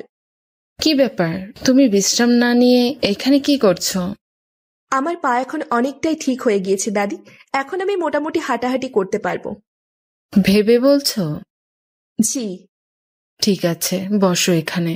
পত্রিকার এই খবরটি পড়ে শোনাও তো, তোকে ঠিকভাবে দেখছি না আমি। জি দাদি, অবশ্যই, কিন্তু 6টায় আপনার হাঁটতে বেরোতে হবে, তাই চা বা দুধ যেটি চান একটু খেয়ে নিতে পারেন। আচ্ছা। পায়ে ব্যথা থাকায় দাদির সাথে হাঁটতে যেতে পারবে না নাফিয়া, আবার দাদিকে একাও যেতে দেওয়াটা ঠিক হবে না। এসব যখন ভাবছিল নাফিয়া, ঠিক তখনই দাদির কক্ষে প্রবেশ করেন সানিয়া বেগম। নাফিয়াকে দেখে তিনি বলে ওঠেন, পায়ের ব্যথা কিছুটা কমেছে। জি আন্টি। উত্তরে সানিয়া বেগমও ঠোঁটে হাসি টেনে আনেন। সানিয়া বেগমকে উদ্দেশ্য করে নাফিয়া বলে ওঠে, আজ বৌমা শাশুড়িকে সঙ্গ দিলে কেমন হয়? অর্থাৎ আজ দাদির হাঁটতে যাওয়ায় আপনি তাকে সঙ্গ দিবেন আন্টি? জানি যে কোনো সার্ভেন্টকে বললে তারা দাদির সঙ্গে যাবে, কিন্তু তাদের দাদির সঙ্গ পাবে না, চুপচাপ হেঁটে বাড়ি ফিরতে হবে। কিন্তু আপনি গেলে দাদি ও আপনি উভয়ই বিভিন্ন গল্প বা স্মৃতিচারণ বা আলাপ আলোচনার মাধ্যমে সময়টা উপভোগ করতে পারবেন। নাফিয়ার কথায় বেশ খুশি হয়ে দাদি বলে ওঠেন, যথাযথ বলেছ বৌমা। আজ যেহেতু নাফিয়া যেতে পারছে না, সেহেতু তুমি যাবে তো আমার সাথে। জি মা, অবশ্যই। নাফিয়ার কথাটি শাশুড়ি বৌমা উভয়েরই পছন্দ হয়, কারণ বেশ অনেক দিনই হলো তার শাশুড়ি বৌমা মন খুলে কথা বলেন না। ছাদের রেলিং ধরে সূর্যের আলোর অনুপস্থিতিতে কালো বর্ণ ধারণ করা আকাশপানে তাকিয়ে আছে নাফিয়া। সূর্যের আলো যে সবটাই অনুপস্থিত তা কিন্তু নয়, চাঁদের পিছনে লুকিয়ে নিজের আলো জ্যোৎস্নারূপে পৃথিবীকে প্রেরণ করছেন সূর্য মামা। আর নাফিয়া মন্ত্রমুগ্ধ হয়ে জ্যোৎস্না বিলাস করছে। একা একা নির্জন রাত ও সেই সাথে শীতল হাওয়া ও জ্যোৎস্না, এই অনুভূতিটি ভাষায় প্রকাশ করবার মতো নয়। কিছুটা সময় এভাবেই কাটানোর পর হঠাৎ নিজের পাশে কারো উপস্থিতি অনুভব করে নাফিয়া। পাশ ফিরে তাকাতেই দেখে আফিম দাঁড়িয়ে আছে। আফিমের থেকে দৃষ্টি সরিয়ে স্থান ত্যাগ করার উদ্দেশ্যে পা বাড়াতেই আফিম বলে ওঠে, সরি। হঠাৎ এক অনাকাঙ্ক্ষিত শব্দ কানে এসে পৌঁছাতেই নাফিয়া অবাক চাহনি নিয়ে আফিমের দিকে ফিরে তাকায়। আফিম নাফিয়ার দিকে না তাকিয়ে নিজের সামনে বরাবর দৃষ্টি রেখেই আবারও বলে ওঠে, সরি। উত্তরে কিছু বলে না নাফিয়া। সে কল্পনাও করেনি আফিম তাকে সরি বলবে। অবাক হওয়ার সীমা অতিক্রম হওয়ার পরেও চেহারায় স্বাভাবিকতা বজায় রাখে নাফিয়া। কিছুটা সময় নিয়ে সে বলে ওঠে, আমি জানি আপনি অনুতপ্ত, না হয় প্রতিদিন আমার খবর নিতেন না। অবাক হয় আফিম। এই বিষয়টি নাফিয়া কিভাবে জানল? সে জিজ্ঞাসু দৃষ্টিতে নাফিয়ার দিকে তাকায়। যাকে জিজ্ঞেস করতেন সেই বলেছে। উত্তরে আর কিছু বলে না আফিম। নাফিয়ার থেকে দৃষ্টি সরিয়ে আকাশপানে তাকায়। নাফিয়াও একই কাজ করল। কিছুটা সময় নীরবতা চলার পর নাফিয়া বলে ওঠে, আপনি খুব বদমেজাজি আর বদরাকি হলেও মানুষটা খারাপ নন, তা উপলব্ধি করেছি। নাফিয়ার দিকে দৃষ্টি নিক্ষেপ করে আফিম। মৃদুস্বরে বলে ওঠে, আপনি সত্যিই খারাপ হলে প্রথম দিন শুধুমাত্র অচেতন হওয়ার একজন অপরিচিত মেয়ের জন্য সেই রাতে ডাক্তার ডেকে আনতেন না, আর সেদিন রাতে আপনার সম্পর্কে বাজে মন্তব্য করার পরও, অনেকটা রেগে থাকার পরও আমার পায়ে ব্যান্ডেজ করবার জন্য সার্ভেন্ট পাঠাতেন না। উত্তরে কিছুই বলে না আফিম। কিছুটা সময় নাফিয়ার চোখে চোখ রেখে তাকিয়ে থাকার পর দৃষ্টি সরিয়ে আকাশপানে দৃষ্টি নিক্ষেপ করে। অবাক হচ্ছে আফিম। মেয়েটি ওর জন্য এতটা কষ্ট পাবার পরও ক্রোধান্বিত না হয়ে উল্টে ওর ভালো দিকগুলো নিয়ে ভাবছে। কিছুটা সময় নীরবতায় কাটিয়ে দেয় উভয়ই একে অপরের পাশাপাশি। অতঃপর নাফিয়া তার কক্ষে যাওয়ার উদ্দেশ্যে পা বাড়িয়েও থেমে যেয়ে বলে ওঠে, কারো কথায় নিজেকে বিচার করা বোকামো। আপনি জানেন আপনি অক্ষম নন, তবে আপনি সত্যিই অক্ষম নন আফিম। বলে আর দাঁড়ায় না নাফিয়া, সে নিজের কক্ষের পথে অগ্রসর হয়। এদিকে নাফিয়ার কথায় আলতো এক হাসি ফুটে ওঠে আফিমের ঠোঁটে। কারো কথায় নিজেকে বিচার করা বোকামো, আপনি জানেন আপনি অক্ষম নন। বলেই আর দাঁড়ায় না নাফিয়া, সে নিজের কক্ষের পথে অগ্রসর হয়। এদিকে নাফিয়ার কথায় আলতো এক হাসি ফুটে ওঠে আফিমের ঠোঁটে। বাচ্চাদের কাছে খুব প্রিয় একটি দিন হচ্ছে শুক্রবার। ঠিক তেমনই কিছু আরামপ্রিয় মানুষের কাছে শুক্রবারের আর এক নাম প্রেম। বাচ্চারা শুক্রবার পছন্দ করে পড়াশুনো দিয়ে একটা দিন রেহাই মিলবে বলে, আর আরামপ্রিয় মানুষেরা শুক্রবারে প্রেম খুঁজে পায়। তাদের প্রেম হয় সকালের এক লম্বা ঘুমের সাথে। আহা, সকালের ঘুমটা সে কি যে শান্তিময়। নাফিয়া আরামপ্রিয় মানুষের কাতারেই পড়ে। আজ শুক্রবার, সে তো কোনোভাবেই 10টার আগে বিছানা ছাড়তে রাজি নয়, কিন্তু 5:40 তার দরজায় কড়া নাড়ার শব্দ। এমন প্রেমময় ঘুমের মায়া কাটিয়ে দরজার ওপাশের ব্যক্তিকে সাড়া দেওয়ার বিন্দু পরিমাণ ইচ্ছে তার নেই। ওদিকে দরজার ওপাশের মানুষটি কয়েক সেকেন্ডের বিরতি নিয়ে দরজা কড়া নেড়েই চলেছে। একরাশ বিরক্তি নিয়ে উঠে দরজা খুলে নাফিয়া। চোখে মুখে বিরক্তির ছাপ ফেলে বলে ওঠে, আজ শুক্রবার, আমি ঘুমাবো। নাফিয়ার উক্তি শুনে গৃহপরিচারিকা ঠোঁটে হাসি ফুটিয়ে বলে ওঠে, ম্যাম, আপনি এখন ছাত্র জীবনে নেই যে শুক্রবার ছুটির দিন উদযাপন করবেন। বিরক্তি ভাব নিয়ে নাফিয়া বলে ওঠে, কি বলতে চাইছেন? দাদি ডাকছেন আপনাকে। এবার ঠোঁট উল্টে কাঁদো কাঁদো কণ্ঠে নাফিয়া বলে ওঠে, আচ্ছা আসছি। অতঃপর তৈরি হয়ে সে দাদির কক্ষে উপস্থিত হয়। দাদির কক্ষে সানিয়া বেগম এবং দাদি উভয়ই বড় এক জানালার ধারে পাতানো দুজোড়া সোফায় দুজনে বসে আছেন। নাফিয়া তাদের সালাম দিয়ে তাদের কাছে গিয়ে বসে। সানিয়া বেগম নাফিয়াকে উদ্দেশ্য করে বলে ওঠে, নাফিয়া, পায়ের ব্যথা তো মনে হয় এখন আর নেই। জি আন্টি। শুক্রবার আর শনিবার আফিম অফিসে যায় না। আফিম বলে, ভাবছি বাড়ির সবাইকে নিয়ে কোথাও ঘুরতে যাব। ঘুরতে যাওয়ার কথা শোনা মাত্রই সকালে হওয়া তার প্রেমের বিচ্ছেদের সব সুখ ভুলে গেল নাফিয়া। তার মুখে ফুটে ওঠা সেই লম্বা হাসিটি সাক্ষ্য দিচ্ছে সে কতটা উচ্ছ্বসিত। নাফিয়া সানিয়া বেগমকে উদ্দেশ্য করে বলে ওঠে, কখন যাব আমরা?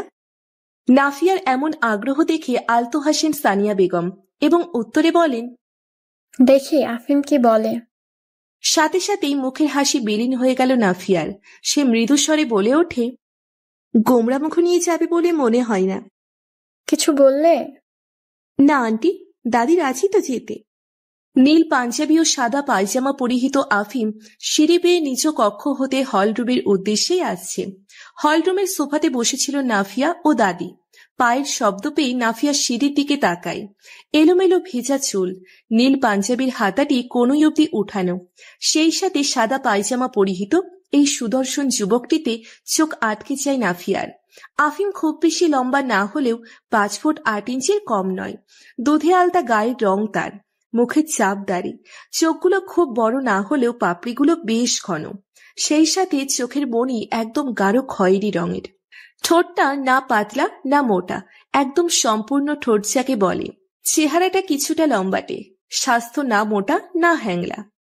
আফিমকে পুঙ্খানুপুঙ্খভাবে দেখতে এতটাই মগ্ন ছিল নাফিয়া যে যখন তার ধ্যান ভাঙে দেখতে পায় আফিম এক ভ্রু উঁচু করে তার দিকেই চেয়ে আছে। অপ্রীতিকর এক পরিস্থিতিতে পড়ে যায় নাফিয়া। আফিমের থেকে চোখ সরিয়ে নিয়ে মনে মনে নিজেকে কঠিন কঠিন কিছু গালি শুনিয়ে দেয়। সেই সাথে তার মনে প্রশ্ন জাগে, এতদিন ধরে দেখছে লোকটাকে, কই আগে তো এইভাবে চোখ আটকে যায়নি তার উপর, তবে আজ কি হলো? নিজের মনে মনে উত্তরটি বানিয়ে নিল সে। হয়তো আফিমের সৌন্দর্য এতদিন তার মনে জমে থাকা সেই ঘৃণানুভূতির আড়াল করে রেখেছিল। সোফায় বসে আফিম একজন সার্ভেন্টকে কফি আনার আদেশ করে। সার্ভেন্টটি আদেশ পেয়ে রান্নাঘরে যেতে নাফিয়া কিছু একটা ভেবে বলে ওঠে, আমি একটু আসছি। বলেই উঠে যায় সে। নাফিয়ার হুট করে এভাবে উঠে যাওয়ার বিষয়টি আফিমের কাছে সন্দেহের মনে হলো।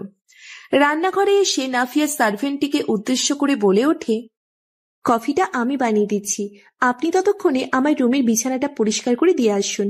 একটু বিশ্রাম নিতে চাইছি, কিন্তু বিছানাটা অপরিষ্কার। ঠিক আছে ম্যাম, আমি অন্য কাউকে বলছি আপনার বিছানাটি পরিষ্কার করে দিতে। শুধু শুধু আপনাকে কষ্ট করে আর কফি বানাতে হবে না। যা বলেছি তাই করুন। কফি বানানো শেষ হলে আপনাকে ডেকে নিব, যে কফিটা দিয়ে এসেন। মেয়েটি আর কিছু না বলে রান্নাঘর ত্যাগ করে। এদিকে মেয়েটি যেতেই নাফিয়া ঝটপট কফিটি বানিয়ে নেয়। অতঃপর ঠোঁটে এক শয়তানি হাসি ফুটিয়ে লবণের ডিব্বাটি হাতে নিয়ে বলে ওঠে, সরি আফিম, আপনাকে একটু না জ্বালালে শান্তি পাবো না। আপনাকে জ্বালানো আমার বদ অভ্যেস হয়ে গিয়েছে। কথাটি শেষ করে নাফিয়া যেই কফিতে লবণ ঢালতে যাবে অমনি কেউ একজন তার হাত ধরে নেয়। চমকে হাতের মালিকের দিকে তাকাতেই আফিমকে দেখে ভয়ে গলা শুকিয়ে যায় তার। আফিম নাফিয়ার হাত থেকে লবণের ডিব্বাটি নিয়ে জায়গা মতো রেখে নাফিয়ার দিকে ধীরে ধীরে অগ্রসর হতে হতে বলে ওঠে, তো কি বলছিলেন মিস শেখ, আমায় না জ্বালালে আপনি শান্তি পাবেন না? উত্তরে কিছু না বলে এক পা করে পিছিয়ে যায় নাফিয়া। আফিম অগ্রসর হতে হতেই আবারও বলে ওঠে, আমায় জ্বালানোর বদ অভ্যাসে পড়ে গিয়েছেন। কথাটি শেষ করে এক হাতে নাফিয়ার কোমর জড়িয়ে ধরে নাফিয়াকে নিজের কাছে নিয়ে আসে আফিম। আফিমের কাছে আসতেই নাফিয়া এক অদ্ভুত অনুভূতি অনুভব করতে আরম্ভ করে, যা সে আগে কখনো অনুভব করেনি। আফিম নাফিয়ার কানের কাছে মুখ নিয়ে মৃদুস্বরে বলে ওঠে, যদি বলি এই বদ অভ্যাসে আমি অভ্যস্ত। আফিমের শরীরের মাতাল করা ঘ্রাণে নাফিয়া আবেশে নিজের চোখজোড়া বুজে নিয়ে মুগ্ধ হয়ে তা নিজের নিঃশ্বাসের সাথে নিজের মাঝে টেনে নিচ্ছে। সেই সাথে আফিমের মৃদু কণ্ঠস্বরও তার বলা উক্তিটি নাফিয়ার হৃদস্পন্দনে কয়েকশো গুণ বাড়িয়ে দিয়েছে। আর একটু বাড়লেই হয়তো মরে যাবে সে, ঠিক এমনটি অনুভব করছে নাফিয়া। এরই মাঝে সার্ভেন্টটির পায়ের শব্দ কানে আসতেই আফিম নাফিয়াকে ছেড়ে কিছুটা দূরত্ব বজায় রেখে দাঁড়ায়। নাফিয়াও ঠিক হয়ে দাঁড়িয়ে কফিটি হাতে নিয়ে আফিমের দিকে এগিয়ে দেয়। সার্ভেন্টটি রান্নাঘরে প্রবেশ করে আফিমকে দেখে ঘাবড়ে যায় এবং বলতে আরম্ভ করে, ক্ষমা করুন স্যার, আসলে আমি কফি বানাতাম, কিন্তু ম্যাম। মেয়েটির কথা শেষ হওয়ার আগেই আফিম বলে ওঠে, ইটস অল রাইট। মেয়েটি যেন হাঁপ ছেড়ে বাঁচে। অতঃপর নাফিয়া এবং আফিম উভয়ই হলরুমে এসে বসে। এতক্ষণে সানিয়া বেগমও হলরুমে এসে বসেছেন। আফিম আসতেই তিনি আফিমকে উদ্দেশ্য করে বলে ওঠে, আফিম, ইয়া মম। আজ বাইরে কোথাও ঘুরতে যেতে চাইছি। যাওয়া যায়। ভাবছি আমাদের পুরান বাড়িটায় যাই, 2 বছর হলো যাওয়া হয় না। ঠিক আছে, রবি মামাকে বলে দিচ্ছি বাড়িটা পরিষ্কার করিয়ে রাখতে। বেশ। গাড়ির ড্রাইভিং সিটে বসলো আফিম। আজ সেই ড্রাইভ করবে। তার পাশের সিটে বসলো সানিয়া বেগম এবং পিছনের সিটের দাদি এবং নাফিয়া। ঠিক 3টে বাজতেই রওনা হলো তারা আফিমদের পুরনো বাড়ির উদ্দেশ্যে। প্রায় 2-3 ঘন্টার রাস্তা। শহর ছাড়িয়ে একটা মফস্বল এলাকাতেই আফিমদের পুরনো বাড়িটি অবস্থিত। শহর পেরিয়ে সেই এলাকাটির কাছাকাছি আসতেই দেখা যায় রাস্তার দুপাশে জনবসতিহীন বিরাট জায়গা জুড়ে শুধু হরেক রকমের গাছপালা। রাস্তাটি একদম পাকাপোক্ত হলেও আশেপাশের দৃশ্যমান সবকিছুই নাফিয়াকে গ্রামের অনুভূতি দিচ্ছে। এতগুলো বছর পর সে গ্রামের মতো একটি জায়গায় যাচ্ছে। ভাবতেই একরাশ ভালো লাগায় সে নাফিয়ার মনে জায়গা করে নেয়। বাইরের দৃশ্য নাফিয়ার ভেতরে যে মুগ্ধতা সৃষ্টি করছে তার বহিঃপ্রকাশ তার ঠোঁটের হাসির মাধ্যমে প্রকাশ পাচ্ছে। লুকিং গ্লাসের সাহায্যে আফিম ও নাফিয়ার সেই মুগ্ধতার হাসির সাক্ষী হয়ে রয়। সন্ধে নেমে এসেছে। আকাশটা ধূসর রং ধারণ করেছে এবং সূর্যের তাপ জানিয়েছে বিদায়। চারিদিকে বয়ে চলেছে ঠান্ডা ঠান্ডা বাতাস। আফিমদের পুরানো বাড়িটি ঠিক পুরানো দিনের বাড়িগুলোর মতোই, নেই কোনো আধুনিকতার ছোঁয়া। বাড়ির সামনেই এক মস্ত বড় উঠোন। সেই উঠোনের চারপাশ দিয়ে আছে বিভিন্ন গাছগাছালি। জায়গাটায় গাছগাছালি বেশি থাকায় বাতাস যেমন বেশি, ঠিক তেমনই দূষণমুক্ত ও অক্সিজেন সমৃদ্ধ নির্মল নিঃশ্বাস মুগ্ধতার সাথে নিজের মাঝে টেনে নেওয়া যায়। ভূতের ভয় পাবারও সুযোগ নেই, কারণ আফিমদের বাড়ির সামনেই ছোট্ট মোটামুটি পাকাপোক্ত একটা রাস্তা এবং রাস্তার ওপাশেই আর একটা বাড়ি আছে। আফিমদের বাড়ির দুপাশেই 2টো বাড়ি আছে, কিন্তু মধ্যবর্তী দূরত্ব অনেক। রাতে মাছের বিবিকিউ খাওয়া হবে আগের থেকেই পরিকল্পিত ছিল, তাই সন্ধে দিয়েই প্রস্তুতি শুরু হয়ে গিয়েছে। বাড়ি থেকে মেরিনেট করা মাছ নিয়ে এসেছিলেন সানিয়া বেগম, আর যা যা প্রয়োজন তার ব্যবস্থা করেছেন রবি চাচা। বিবিকিউ তৈরির সময় সবাই উঠোনে বসে আড্ডা দিবে। সেই পরিকল্পনা অনুযায়ী উঠোনে ছোট্ট ছোট্ট বেশ কয়টি বসার জন্য মোড়া পাতানো হয়েছে। আফিম একটি হাতা কাটা গেঞ্জি পরে বিবিকিউর জন্য উঠোনে চুলা ঠিক করেছে। বিন্দু বিন্দু ঘাম জমেছে তার মুখে ও শরীরে। চুলগুলো এলোমেলো এবং কিছু অবাধ্য চুল তার কপালে ছড়িয়ে ছিটিয়ে আছে। এই মুহূর্তে আফিমকে কেউ দেখলে মুগ্ধ হতে বাধ্য। নাফিয়া আফিমের থেকে কিছুটা দূরে ঠিক সামনে বরাবরই একটা মোড়ায় বসে আছে। তার পাশেই দাদি ও সানিয়া বেগম গল্প করছে। সে গল্পে নাফিয়ার মনোযোগ নেই। সে তো তার সামনে বরাবর চুল সেট করতে থাকা এক সুদর্শন পুরুষকে দেখতে ব্যস্ত। চুল ঠিক করার মাঝেই আফিম হঠাৎ চোখ তুলে তাকায় নাফিয়ার দিকে। দেখে নাফিয়া এক দৃষ্টিতে তাকিয়ে আছে তার দিকে। আফিমের চোখে চোখ পড়তেই চোখ সরিয়ে নেয় নাফিয়া। আবারও এক বিব্রতকর পরিস্থিতিতে পড়তে হলো তাকে। নিজের উপরই রাগ হচ্ছে নাফিয়ার। কেন সে বিনা কারণে আজকাল এতটা দেখছে এই পুরুষটাকে? কই, সে তো ইচ্ছে করে দেখে না, অনিচ্ছাকৃতই তো বারবার চোখ দুটো এই পুরুষটাকেই আটকে যাচ্ছে। নিজের উপরই বিরক্ত হচ্ছে সে। এদিকে নাফিয়ার তাকিয়ে থাকাটা বেশ কিছুটা সময় ধরেই বুঝতে পারছিল আফিম। তাই সে ইচ্ছাকৃতই হুট করে তাকায় নাফিয়ার দিকে, যেন চোর হাতে নাতে ধরা পড়ে। চোখে চোখ পড়তেই নাফিয়ার চোখ সরিয়ে নেওয়া ও লজ্জা পাওয়ার বিষয়টি বেশ উপভোগ করে আফিম। ঠোঁটে বাঁকা হাসি ফুটিয়ে আবারও নিজের কাজে মনোনিবেশ করে সে। আফিমরা এই বাড়িতে দীর্ঘ কয়েক বছর কাটিয়েছে বলে প্রতিবেশীদের সাথে সম্পর্ক বেশ ভালো তাদের। আফিমরা এসেছে জেনে প্রতিবেশী দুজন মহিলা ও দুটো মেয়ে আসে তাদের সাথে দেখা করতে। সানিয়া বেগমের অনুরোধে রাতের খাবার সেরেই যাবেন বলে ঠিক করেন তারা। সবাই গোল করে বসে গল্পে মেতে আছে। নাফিয়াও গল্পে যোগ দিয়েছে, কিন্তু আফিমের এদিকে বিন্দু পরিমাণ আগ্রহ নেই। সে ব্যস্ত রবি চাচার সাথে খাবারের ব্যবস্থা ও অন্যান্য কাজ নিয়ে। আজকের খাবার তালিকায় যা আছে তার কিছু কিছু পদ আফিম রান্না করবে। আফিমের রান্না বেশ মজা হয়, তাই সানিয়া বেগম এবং দাদি উভয়ই নিশ্চিন্তে আছেন। আফিম ও নাফিয়া দুজনে দুজনার মতো ব্যস্ত হলেও ফাঁকে ফাঁকে আর চোখে একে অপরকে একটু একটু দেখে নিচ্ছে। ভাগ্যক্রমে এবার আর একে অপরের চোখে চোখ পড়ে না। বেশ লম্বা সময় ধরে গল্প চলার পরে ঠিক 9টা বাজতেই রবি চাচা আসেন সবাইকে খেতে ডাকতে। সবাই আর দেরি না করে খাওয়ার জন্য উঠানে বিছানাও বড় একটা পার্টিতে যেয়ে বসে পড়ে। উঠানেই খাবার ব্যবস্থা করার কারণ হলো উঠানের পরিবেশটা বেশ সুন্দর। ঠান্ডা বাতাস তো বইছেই, সেই সাথে বেশ কয়েকটা হারিকেন জ্বালিয়ে রাখার ফলে জায়গাটি হলদে বর্ণ ধারণ করেছে এবং হারিকেনগুলো দেখতেও বেশ সুন্দর লাগছে। সেই সাথে সেকেলে একটা অনুভূতি আসছে যখন বিদ্যুৎ ছিল না এবং মানুষ আগুন দিয়ে রাতে কাজ করত। মাথার উপরই আছে প্রকাণ্ড আকাশ এবং তার বুকে ঝুলে আছে মস্ত বড় চাঁদ। বাতাসে গাছপালাগুলো নড়ছে এবং শব্দগুলো মনে অন্যরকম অনুভূতি দিচ্ছে। মশার জন্য রবি চাচা ধূপ ব্যবহার করেছেন, ফলে মশা তেমন নেই। আর 2-4টে যা আছে তার কামড় এই পরিবেশের মুগ্ধতার কাছে অতি নগণ্য। বলে রাখা ভালো, মশামাছি তাড়ানোর প্রাচীন একটি পদ্ধতি হলো ধূপ। এটি সম্পূর্ণ প্রাকৃতিক হওয়ায় শরীরের ক্ষতি করে না। বাংলাদেশের সিলেট ও চট্টগ্রামের পাহাড়ি অঞ্চলে ধূপ গাছ জন্মায়। গাছের কাণ্ড থেকে যে নির্যাস বা আঠা পড়ে তা দিয়েই তৈরি হয় ধূপ। এই পরিবেশে নাফিয়ার মনে হচ্ছে সে যেন আধুনিকতার যুগ হতে অনেক পিছিয়ে প্রাচীনকালে পৌঁছে গিয়েছে। ভালো লাগা মুগ্ধতা গ্রাস করছে তাকে। কিছুটা সময়ের মাঝেই সকলের সামনে খাবার উপস্থিত করা আরম্ভ হয়। রবি চাচা ও আফিম উভয়ই একে একে খাবার এনে পাটির মাঝখানে রাখে। খাবারের তালিকায় আছে কোরাল মাছের বিবিকিউ, নান, মুরগি ঝাল করে রান্না, গরুর মাংস ভুনা, স্যালাড, সাথে সাদা ভাতও আছে। যারা নান খাবে না তারা সাদা ভাত খেতে পারবে।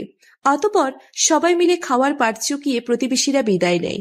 প্রতিবেশীদের বিদায় দিয়ে সবাই যে যার কক্ষে ঘুমোতে চলে যায়। এ বাড়িতেও নাফিয়াকে দাদির পাশের রুমটি দেওয়া হয় ঘুমাবার জন্য, কিন্তু রাত 12টা বাজতে চলল। নাফিয়ার বিন্দু পরিমাণ ঘুম আসছে না। তার ইচ্ছে করছে উঠোনে চেয়ে আরো কিছুক্ষণ নিস্তব্ধে বসে থাকতে, কিন্তু একা যেতে ভয়ও লাগছে তার। সে শুয়ে থাকতে থাকতে বিরক্ত হয়ে উঠে জানালার ধারে যায়। জানালা দিয়ে বাইরের উঠোন দেখা যাচ্ছে। হারিকেনের হলদে বর্ণের আলোতে একজন পুরুষকে স্পষ্ট দেখতে পায় নাফিয়া। ঠোঁটে হাসি টেনে চুল হতে কোমর অবধি কাপড় দিয়ে আবৃত করে সে উঠোনের উদ্দেশ্যে অগ্রসর হয়। আফিম ফোনে স্লো মিউজিক ছেড়ে এক হাত মাথার নিচে ও অপর হাত বুকের উপর রেখে শুয়ে আছে, নয়ন তার চন্দ্রিমার দিকে। নাফিয়া এসে আফিমের থেকে একটু দূরে দাঁড়িয়ে জিজ্ঞেস করে, আমিও যদি আপনার সাথে এখানে বসি তবে কি খুব বিরক্ত হবেন? হঠাৎ কারো কণ্ঠস্বর কানে আসতেই উঠে দাঁড়ায় আফিম। নাফিয়ার দিকে একবার তাকিয়ে দৃষ্টি ফিরিয়ে নেয় সে। নিজ স্থান থেকে একটু সরে নাফিয়াকে বসার জায়গা করে দিতেই নাফিয়ার ঠোঁটে একটু হাসি নিয়ে আফিমের পাশে বসে পড়ে। নাফিয়া আফিমকে উদ্দেশ্য করে বলে ওঠে, এত রাতে এখানে? এ বাড়িতে এলে হয় ছাদে, না হয় এখানেই রাত কাটে আমার। বাহ। কথার আর কিছু না পেয়ে উভয়ই কিছুটা সময় নীরব থাকে। নীরবতা ভেঙে আফিম বলে ওঠে, তুমি জেগে আছো যে? ঘুম আসছিল না, এই মুগ্ধতাটা মিস করছিলাম। উত্তরে কিছু বলে না আফিম। নাফিয়া বলে ওঠে, এখানে আপনার কোনো বন্ধু মহল নেই? বন্ধু নামক সম্পর্কটি আমার জীবনে নেই। অবাক হয় নাফিয়া। বিস্মিত কণ্ঠে নাফিয়া জিজ্ঞেস করে, কেন? গম্ভীর, কথা কম বলা আর আলাদা ব্যক্তিত্বের হওয়ায়। তাতে কি হয়েছে? আমার তো মনে হয় আপনি অনেক ভালো বন্ধু হওয়ার যোগ্য। এতক্ষণ অন্যদিকে তাকিয়ে থাকলেও এ কথায় নাফিয়ার দিকে দৃষ্টিতে নিক্ষেপ করে আফিম। আফিমের চোখে চোখ রেখে নাফিয়া তার ডান হাতটি আফিমের দিকে বাড়িয়ে দিয়ে বলে ওঠে, বন্ধু হতে পারি? একবার নাফিয়ার হাতের দিকে তাকিয়ে দৃষ্টি সরিয়ে নাফিয়ার চোখের দিকে তাকায় আফিম। ঠোঁটে বাঁকা হাসি ফুটিয়ে নাফিয়ার বাড়িয়ে দেওয়া হাতটা ধরে এক হ্যাচকা টানে নাফিয়াকে একদম নিজের কাছে নিয়ে আসে আফিম। উভয়ই একে অপরের এতটা কাছে যে উভয়ের ঠোঁটজোড়ার মধ্যবর্তী দূরত্ব ব্যাস কয়েক ইঞ্চির। আফিমের এমন কাছে নাফিয়া চমকে যায়। সেই সাথে আফিমের এতটা কাছে আসায় তার হৃদস্পন্দন কয়েকশো গুণ বেড়ে গিয়েছে। আফিম ঠোঁটে বাঁকা হাসি নিয়ে মৃদুস্বরে বলে ওঠে, আর কি কি হওয়ার যোগ্য আমি? মুহূর্তেই একরাশ লজ্জা ও অদ্ভুত অনুভূতিতে ছেয়ে গেল নাফিয়ার হৃদয়। আফিমের দিকে তাকিয়ে থাকাটা বেশ দুষ্কর মনে হচ্ছে তার কাছে, তাই চোখজোড়া নামিয়ে নেয় সে। হারিকেনের এই হলদে আলোতে নাফিয়ার লজ্জারাঙা চেহারাটা এতটাই মোহনীয় লাগছে যে আফিম নিজের অজান্তেই একটি ঘোরের মাঝে বিলীন হয়ে যেতে আরম্ভ করে।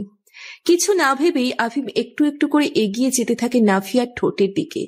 আফিমের ঘন নিঃশ্বাস নিজের মুখের উপর অনুভব করতেই নাফিয়া আধো আধো চোখে আফিমের দিকে তাকায়। আফিম ঘোর লাগা দৃষ্টিতে তাকিয়ে আছে তার ঠোঁটের দিকে। নাফিয়া খুব করে চাইছে আফিমকে আটকাতে, কিন্তু কেন যেন সে অনুভব করছে তার পুরো শরীর অবশ হয়ে গিয়েছে। সে কোনোভাবেই পারছে না আফিমকে বাধা দিতে। তবে কি কোথাও না কোথাও সেও চাইটি? আফিম আর নাফিয়ার ঠোঁটজোড়ার মাঝে ঠিক 2 ইঞ্চির দূরত্ব অবশিষ্ট। ঠিক এমন সময় হুট করে হারিকেনের কেরোসিন শেষ হয়ে আলো নিভে যায় এবং পুরো জায়গাটি অন্ধকারাচ্ছন্ন হয়ে পড়ে। অমনি ভয়ে আফিমকে জড়িয়ে ধরে নাফিয়া। হঠাৎ ঘোর কেটে যাওয়ায় আফিম একটু অপ্রস্তুত হয়ে পড়লেও নিজের বুকে নাফিয়ার অস্তিত্ব অনুভব করায় অনেকটা অন্যরকম ভালো লাগা কাজ করে তার। এক হাতে নাফিয়াকে জড়িয়ে ধরে, অপর হাতে ফোনের লাইটটি জ্বালায় সে। আলোর উপস্থিতি টের পেয়ে আফিমের বুক হতে আলতো করে মাথা তুলে আফিমের দিকে তাকাতেই দেখে আফিম তার দিকেই চেয়ে আছে, ঠোঁটে সেই বাঁকা হাসি নিয়ে। ভীষণ লজ্জায় সে ভিড় জমায় নাফিয়ার মনে। সে আর দেরি না করে আফিমকে ছেড়ে নিজের কক্ষের দিকে দৌড়ে পালায়। এদিকে নাফিয়ার কাজ দেখে হেসে দেয় আফিম। সকালে আফিম, দাদি, সানিয়া বেগম, নাফিয়া সবাই প্রস্তুত হয়ে বের হয় পুরনো বাড়ির আশপাশটা ঘুরে ঘুরে দেখতে। আজ গাড়ি নিয়ে বের হয়নি তারা। সানিয়া বেগম ও দাদি তাদের পুরনো স্মৃতিগুলো নিয়ে কথা বলতে বলতেই হাঁটছে। এদিকে তাদের পিছনেই আফিম ও নাফিয়া নীরবে হেঁটে চলেছে। হাঁটার মাঝে আর চোখে একে অপরকে একটু দেখছেও। অনেকটা হাঁটার পর নাফিয়া দেখে বেশ বড় একটা খালি মাঠ এবং এর এক কিনারায় 5 থেকে 6টির মতো ঘোড়া বেঁধে রাখা। একজন লোক এই ঘোড়াগুলোর সাথে দাঁড়ানো। নাফিয়া ঘোড়া দেখে বেশ উত্তেজিত হয়ে দ্রুত ঘোড়াগুলোর কাছে চলে যায় এবং লোকটিকে উদ্দেশ্য করে বলে ওঠে, এই ঘোড়াগুলো কি জন্য রাখা হয়েছে? এই ঘোড়াগুলো দ্বারা প্রতিদিন ঘোড়ার গাড়ি চালানো হয়। ও, আলাদাভাবে ঘোড়া চালানো যাবে না, এ নিয়ম নেই। মন খারাপ হয়ে যায় নাফিয়ার। এই মন খারাপ নিয়েই বাকিদের কাছে ফিরে আসে সে। সবাই দূর থেকেই নাফিয়ার এই বিষয়টি খেয়াল করে। সানিয়া বেগম এবং দাদি উভয়ই নাফিয়াকে মন খারাপ না করার জন্য সান্ত্বনা দিয়ে নিজেদের মতো করে আবারও হাঁটা আরম্ভ করে। আফিম এতক্ষণে কিছু না বললেও এবার বলে ওঠে, ঘোড়া চড়াতে পারো? নাফিয়া মাথা ডানে বামে হেলিয়ে বোঝায় যে পারে না। আফিম এবার বলে ওঠে, তাইলে এত মন খারাপের কি আছে, ইডিয়ট? আফিমের কথায় সাথে সাথেই মেজাজ খারাপ হয়ে যায় নাফিয়ার। সে ক্রুদ্ধ কণ্ঠে বলে ওঠে, নিজে পারলে চান না চালান, অ্যারোগেন্ট। আফিম উত্তরে কিছু না বলে উল্টে হেঁটে সেই ঘোড়ারগুলোর কাছে যায়। নাফিয়া বিষয়টি খেয়াল করে না, সে তো আছে তার মন খারাপ নিয়ে। কিছুটা সময় পার হতেই আফিম একটা ঘোড়ায় চড়ে তা নিয়ে নাফিয়ার কাছে আসে। নাফিয়ার চোখ আফিমের উপর পড়তেই তার চোখগুলো বড় হয়ে যায়। অবাক চাহনিতে তাকিয়ে আছে সে আফিমের দিকে। আফিম ঠোঁটে বাঁকা হাসি ঝুলিয়ে তার দিকে চেয়ে আছে। আফিম ঘোড়া চড়াতে পারে দেখে নাফিয়া বেশ খুশি হয়ে আফিমের কাছে যেয়ে বলে ওঠে, প্লিজ আফিম, আমার ছোটবেলার শখ ঘোড়া চড়ানোর, প্লিজ আমাকেও সাথে নিন। No, I won't. Please please please. কিছুক্ষণ আগে কেউ একজন আমাকে অ্যারোগেন্ট বলেছিল। সরি, প্লিজ ক্ষমা করে দেন। সানিয়া বেগম এবং দাদিও আফিমকে বলে ওঠে নাফিয়াকে ঘোড়াতে ওঠাতে। অবশেষে আফিম নাফিয়াকেও ওঠাই ঘোড়াতে। অসম্ভব ভালো লাগা কাজ করছে নাফিয়ার। এই প্রথম সে ঘোড়াতে উঠল। অবশ্য একপাশেই পা রেখেছে সে, ছেলেদের মতো আর বসেনি। আফিম ঘোড়াকে নিয়ন্ত্রণে রেখে ধীরে ধীরে চালানোর মাঝে নাফিয়ার কানের কাছে মুখ নিয়ে এসে বলে ওঠে, আমাকে ধন্যবাদ বলা উচিত তোমার, মিস শেখ। আফিমের দুই বাহুর মাঝে আবদ্ধ হয়ে আছে নাফিয়া। সেই সাথে আফিমের এতটা কাছে এসে মৃদুস্বরে কথা বলায় কেমন যেন আলাদা রকমের অনুভূতি হচ্ছে নাফিয়ার। এই অনুভূতিটার কোনো নাম নেই, আর অনুভূতি কিভাবে ব্যক্ত করতে হয় তাও জানা নেই নাফিয়ার। কিন্তু সে এই অনুভূতিটি বারংবার অনুভব করতে চায়। কিছুটা কাঁপা কাঁপা স্বরে নাফিয়া বলে ওঠে, থ্যাংক ইউ। এইভাবে না। তবে উত্তরে কিছু না বলে ঠোঁটে আলতো হাসি ঝুলিয়ে নেয় আফিম। দাদিকে রাতে শেষ ঔষধটা দিয়ে কাজ শেষ হতেই নিজের কক্ষে ফিরে আসে নাফিয়া। গায়ে জড়ানো ওড়নাটি খুলে বিছানায় ছুঁড়ে ফেলে নিজেও বিছানায় গা এলিয়ে দেয়। আজ 3 মাস 15 দিন পূর্ণ হলো তার এই বাড়িতে পদার্পণ করার। তারপরেও মনে হয় এই তো ব্যাস কয়েকদিনই হয়েছে এই বাড়িতে সে পদার্পণ করেছে। সেই সাথে এই বাড়ির মানুষগুলো এতটাই ভালো যে এই মানুষগুলোর সাথে থাকলে নাফিয়ার মনে হয় সে তার পরিবারের সাথেই আছে। হঠাৎ নাফিয়ার পাশে পড়ে থাকা তার ফোনটি বেজে ওঠে। ফোনের স্ক্রিনের দিকে তাকাতেই দেখতে পাই আম্মু লিখে সেভ করা নম্বরটি দিয়ে কল আসছে। নাফিয়া ঠোঁটে হাসি টেনে কলটি রিসিভ করে।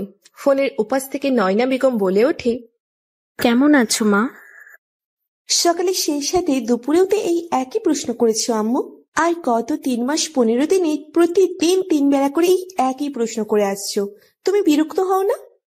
মোটেই না, মা হলে বুঝতে, এখনো মা হও নাই তো, তাই এমন প্রশ্ন জাগে। উত্তরে একটু হাসে নাফিয়া, অতঃপর বলে ওঠে, আমি আলহামদুলিল্লাহ ভালো আছি, তুমি কেমন আছো? ভালো। সন্তান এতটা দিন ধরে দূরে থাকলে কোন মা ভালো থাকে? দূরে কোথায়, মাত্র 40 মিনিটের রাস্তা। আর এই 40 মিনিটের রাস্তায় তুমি গত 3 মাসে অতিক্রম করে নিজ মায়ের সাথে দেখা করতে আসতে পারলে না? উত্তরে চুপ থাকে নাফিয়া। নয়না বেগম আবারও বলে ওঠেন, নিজের মা বাবা বোন কারো কথাই কি তোমার মনে পড়ে না? একটি বারও এসে তাদের দেখে যেতে ইচ্ছা করে না? উফ আম্মু, বড্ড বেশি বোঝো। এখানে আমি কাজের জন্যই থাকি, আর মাত্র 3 মাস হলো জয়েন করেছি। এখনো যদি ছুটি চাই তবে তারা কি ভাববে? নিশ্চয়ই এটাই যে আমি কাজে ফাঁকি দেওয়ার মেয়ে। এত কিছু বুঝতে চাইছি না, 2-3 দিনের মাঝেই তোমায় বাসায় দেখতে চাই। কিন্তু নাফিয়া, এটি আদেশ। ঠিক আছে মা, রাখছি, কাল সকালেই জানাবা কখন আসছো। আচ্ছা। ফোন রেখে কিছুটা চিন্তিত হয় নাফিয়া। জানালার ধারে এসে দাঁড়িয়ে আকাশপানে দৃষ্টি নিক্ষেপ করে নাফিয়া। আজ আকাশে চাঁদ নেই, তবে তারার সমাবেশ দৃশ্যমান।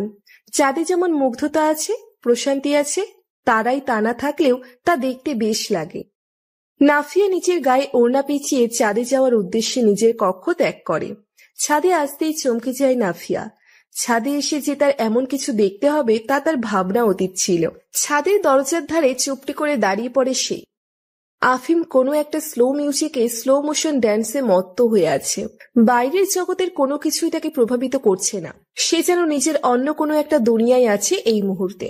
প্রায় 7 মিনিট মন্ত্রমুগ্ধ হয়ে আফিমের নৃত্য দেখার পর নাফিয়া অনিচ্ছাকৃতই বলে ফেলে, ওয়াও, অসাধারণ।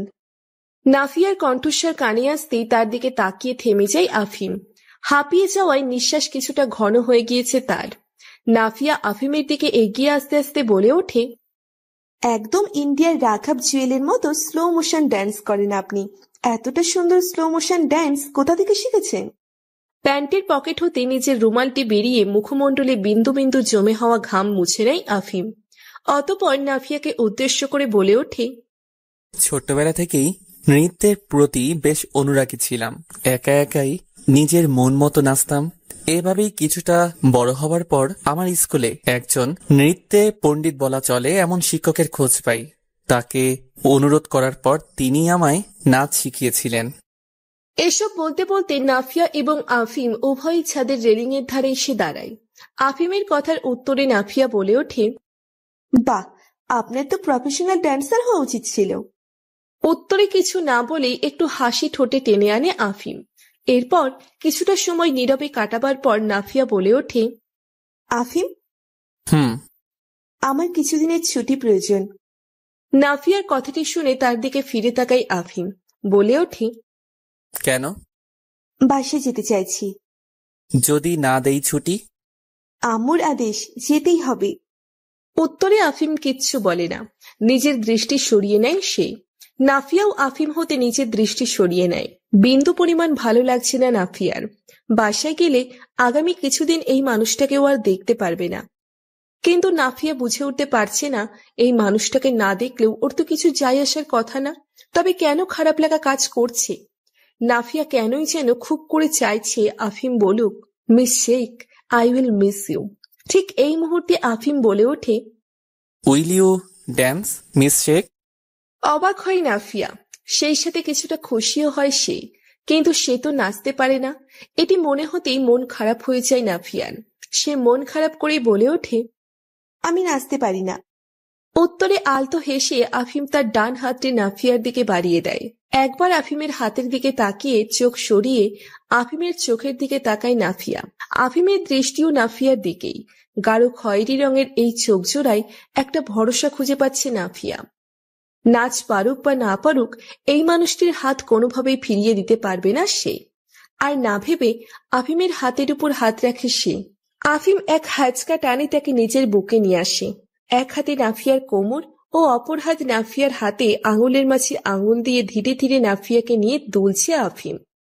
আগের থেকেই আফিমের ফোনে স্লো মিউজিক চালু করা ছিল। বেশ কিছুটা সময় দুজনেই এই স্লো ড্যান্সে মত্ত থাকে। আসলে ড্যান্সের কোনো স্টেপই নাফিয়ার করতে ইচ্ছে হচ্ছে না।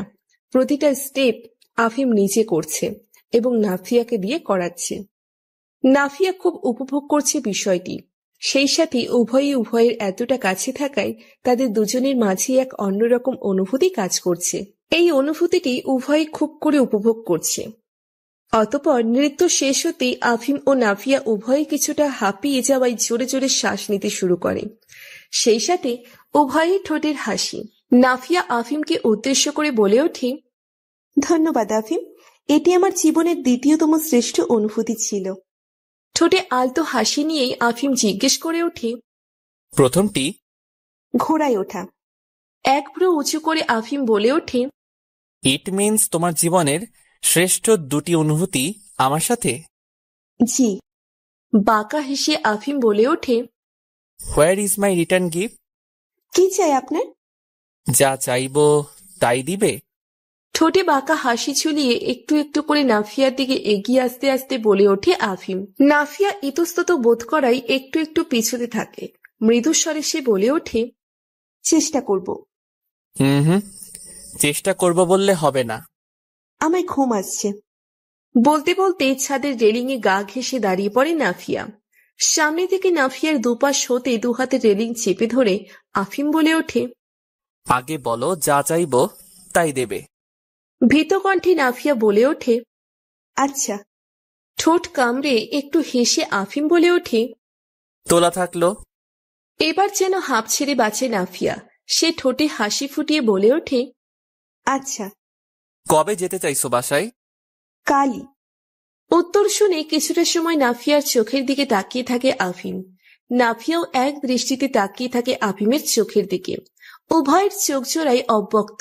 অনেক কথাই বলতে চাইছে এবং তারা উভয়ই একে অপরের চোখের ভাষা বোঝবার চেষ্টা চালিয়ে যাচ্ছে। নাফিয়ার চোখের দিকে এভাবে তাকিয়ে থাকায় আবারও আফিমের মাঝে এক ঘোর লাগা অনুভূতি কাজ করছে, যা এই মুহূর্তে চাইছে না সে। ইচ্ছে না থাকা সত্ত্বেও সে নাফিয়ার থেকে চোখ সরিয়ে নাফিয়ার থেকে কিছুটা দূরে সরে দাঁড়ায়। আফিমের কাছে থাকাটা বেশ ভালো লাগছিল নাফিয়ার। হঠাৎ আফিমের এভাবে দূরে সরে যাওয়াটা ভালো লাগে না তার। সে কিছু না বলে চুপচাপ চলে যাওয়ার জন্য পা বাড়াতেই আফিম বলে ওঠে, মিস শেখ, জি। আরো কিছুটা সময় থাকবে? মুহূর্তেই মন ভালো হয়ে যায় নাফিয়ার। ঠোঁটে হাসি টেনে সম্মতি দিয়ে রেলিং ধরে আফিমের পাশেই দাঁড়ায় সে। আফিম নাফিয়াকে উদ্দেশ্য করে জিজ্ঞেস করে ওঠে, সে সামথিং অ্যাবাউট ইউ। কি বলবো? কথাটি বলে কিছুটা সময় নিয়ে নাফিয়া নিজেই বলে ওঠে, আমি তো খুব সাধারণই, বিশেষভাবে নিজেকে উপস্থাপন করবার মতো কিছুই নেই। সাধারণ অন্য সব মেয়েদের মতোই একটি মেয়ে। তবে যে সকল জিনিস অন্য সব মেয়েদের মধ্যে আলাদা আমি নাফিয়া বানাই তা হলো আমার চিন্তাধারা। আমি কখনোই নিজেকে অন্য কারোর সাথে তুলনা করি না, তাই আমার মাঝে হিংসে নেই। আমি কখনো নিজেকে নিয়ে গর্ব করি না বা নিজের বুদ্ধিমত্তা বা অর্জনসমূহ নিয়ে গৌরব অনুভব করি না। সবকিছুই আল্লাহর নিয়ামত মনে করি, তাই আমার মাঝে অহংকার নেই। আমার মাঝে নিরাশা বা হতাশা কাজ করে না, কারণ আমি জানি আমার ভাগ্যে যা আছে তা হবেই। রাতের পরে দিন আসবে, নিয়তি সৎ থাকলে বিপদ কাটবে। আমি কখনো কারো ক্ষতি করার চেষ্টা করি না, কারণ আমি বিশ্বাস করি কর্ম বলে একটা জিনিস আছে। আমার এসব গুণাবলী আমাকে অন্যান্য মেয়ের থেকে আলাদা নাফিয়া বানায়। কিছুটা সময় এক দৃষ্টিতে তাকিয়ে রয় আফিম নাফিয়ার দিকে। এই মুহূর্তে নাফিয়াকে আফিমের বড্ড অসাধারণ মনে হচ্ছে। হয়তো নাফিয়া অতি সাধারণ, তবে কিছু ক্ষেত্রে অতি সাধারণ হওয়াটাই অসাধারণ বিষয়। তবে তোমাকে অতি সাধারণ বলা উচিত নাকি অসাধারণ? অতি সাধারণ। আবারও দুজন চুপ। নীরবতা কাটিয়ে নাফিয়া বলে ওঠে, অনুমতি পেলে একটি ব্যক্তিগত প্রশ্ন করতে চাইছি। কি প্রশ্ন? আপনি এখনো আপনার প্রাক্তনকে মনে করেন? ও আমার ভালোবাসা ছিল না। মানে? ও আমার বিজনেস পার্টনার ছিল। ওদের কোম্পানিটা আমাদের মতো এত বড় এবং প্রভাবশালী ছিল না। ব্যবসায় লস করে এবং ব্যাংক ওদের নামে কেস করে। ওদের এমন দুঃসময়ে আমি ওদের কোম্পানির প্রজেক্টে টাকা ইনভেস্ট করি এবং নিজের কর্মচারী এবং শ্রম দিয়ে প্রজেক্টটা সফল করি। ফলে ওর এবং আমার উভয়েরই ব্যবসায় লাভ হয়। হয়তো এতে ওর আমার প্রতি দুর্বলতা তৈরি হয়। তারপর ওই আমাকে প্রথম প্রপোজ করেছিল, রিজেক্ট করে দিয়েছিলাম, কিন্তু ও পিছু ছাড়েনি। পুরো মাস পেছনে পড়ে থেকে অনুরোধ করে আমি যেন ওকে একটি সুযোগ দেই। আমার জীবনেও কেউ ছিল না, তাই ভেবে দেখলাম ওকে একটা সুযোগ দেওয়াই যায়। তারপর ওর সাথে সম্পর্ক, কথায় কথায় গায়ে ঢলে পড়া, স্পর্শ করা, লাগাম ছাড়া কথা, এসবে খুব বিরক্ত ছিলাম। ওকে সহ্য করাই কঠিন হয়ে পড়েছিল, তাই জন্যে ওকে ব্রেকআপের কথা বলি। আর সেদিনই নিজের চরিত্রের দোষ ঢাকতে আমায়। কথাটি আর শেষ করতে পারে না আফিম। শেষ বাক্যটি বলার সময় আফিমের কণ্ঠস্বরের পরিবর্তন লক্ষ্য করে নাফিয়া। এই বাক্যটি বলার সময় ভীষণ রেগে যায় আফিম। নাফিয়া প্রসঙ্গ পাল্টাতে বলে ওঠে, বাহ, মানুষ আপনার সাথে জোর করে প্রেম করে, এদিকে আমি জন্মগত সিঙ্গেল। আফিম ঠোঁটে আলতো হাসি রেখে বলে ওঠে, প্রেম করনি? ছেলে বন্ধু ছিল? একটাও না। কেন? ছেলেদের সাথে মেশাটা আমার পরিবার পছন্দ করত না, আর আমিও ব্যক্তিগতভাবে অপছন্দ করি। অবাক হয় আফিম, তবে কিছু বলে না। সকালে দাদিকে পত্রিকার কিছু প্রতিবেদন পড়ে শোনাবার পর নাফিয়া সানিয়া বেগমের সাথে ছুটির বিষয়ে কথা বলতে তার কক্ষের দিকে অগ্রসর হয়। দরজার বাইরে হতে অনুমতি নিয়ে কক্ষে প্রবেশ করতেই সানিয়া বেগম তাকে উদ্দেশ্য করে বলে ওঠে, কি ব্যাপার আজ হঠাৎ আমার কক্ষে? আগে কখনো তো এমুখ হওনি। ঠোঁটে হাসি ফুটিয়ে নাফিয়া বলে ওঠে, একটা বিষয়ে অনুমতি নিতে এলাম, সেই সাথে একটু গল্প করতে, যদি সম্মতি দেন। দিচ্ছি, বসো। নাফিয়া সানিয়া বেগমের পাশে সোফায় বসে বলে ওঠে, আসলে আমার কিছুদিনের জন্য ছুটির প্রয়োজন। আম্মু খুব করে বলল কাল রাতে, তাকে না করতে ব্যর্থ হয়েছি। স্বাভাবিক, 3 মাসের বেশি হয়ে গেল এসেছো, আর একদিনের জন্য দেখা করতে যাওনি। কবে যেতে চাইছো? আজ অথবা কাল। আজই যেও। আচ্ছা আন্টি। তবে ছুটি কিন্তু বেশি দিনের পাবে না বলে দিচ্ছি। এই 3 মাসেই আমাদের পরিবারের একজন সদস্যে পরিণত হয়েছ। খুব লক্ষ্মী একটি মেয়ে তুমি। ঠোঁটে হাসি নিয়ে নাফিয়ার মাথায় হাত বুলিয়ে কথাটি বলেন সানিয়া বেগম।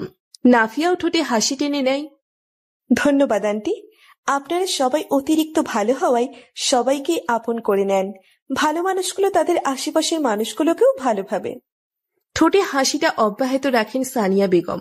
হঠাৎ নাফিয়া কিছু একটা মনে হতেই বলে ওঠে, আন্টি যদি কিছু মনে না করেন তবে একটা প্রশ্ন ছিল। হ্যাঁ বলো। আঙ্কেলকে একবারের জন্য দেখলাম না, আসলে। নাফিয়ার কথা শেষ হবার আগেই সানিয়া বেগম বলে ওঠেন, ইউএসএ তে আছেন উনি, নিজের বউ ও কন্যা সন্তান নিয়ে। ও আচ্ছা। ভালো বনিবনা না হওয়ায় আফিম ছোট থাকতেই আমরা আলাদা হয়ে যাই, কিন্তু আফিমের সাথে তার বাবার সম্পর্ক খুবই ভালো, কারণ আমি কখনোই চাইনি আমার সন্তানের ওপর আমার ব্যক্তিগত জীবনের প্রভাব পড়ুক। আফিমকে সবসময়ই তার বাবার ভালো দিকগুলো বলেছি এবং কখনো ওর বাবার প্রতি ক্ষোভ জমতে দেইনি। আপনার মতো এত ভালো মানুষের সাথে কারো বনিবনা না হয়েও থাকতে পারে? উত্তরে আলতো হেসে সানিয়া বেগম বলে ওঠে, তুমি যতই ভালো হও না কেন পৃথিবীর যে কোনো মানুষের জন্য তুমি উপযুক্ত হবে না। উনিও খুব ভালো একজন মানুষ, কিন্তু তার জন্য আমি এবং আমার জন্য সে উপযুক্ত জীবনসঙ্গী না। উত্তরে কিছু বলে না নাফিয়া।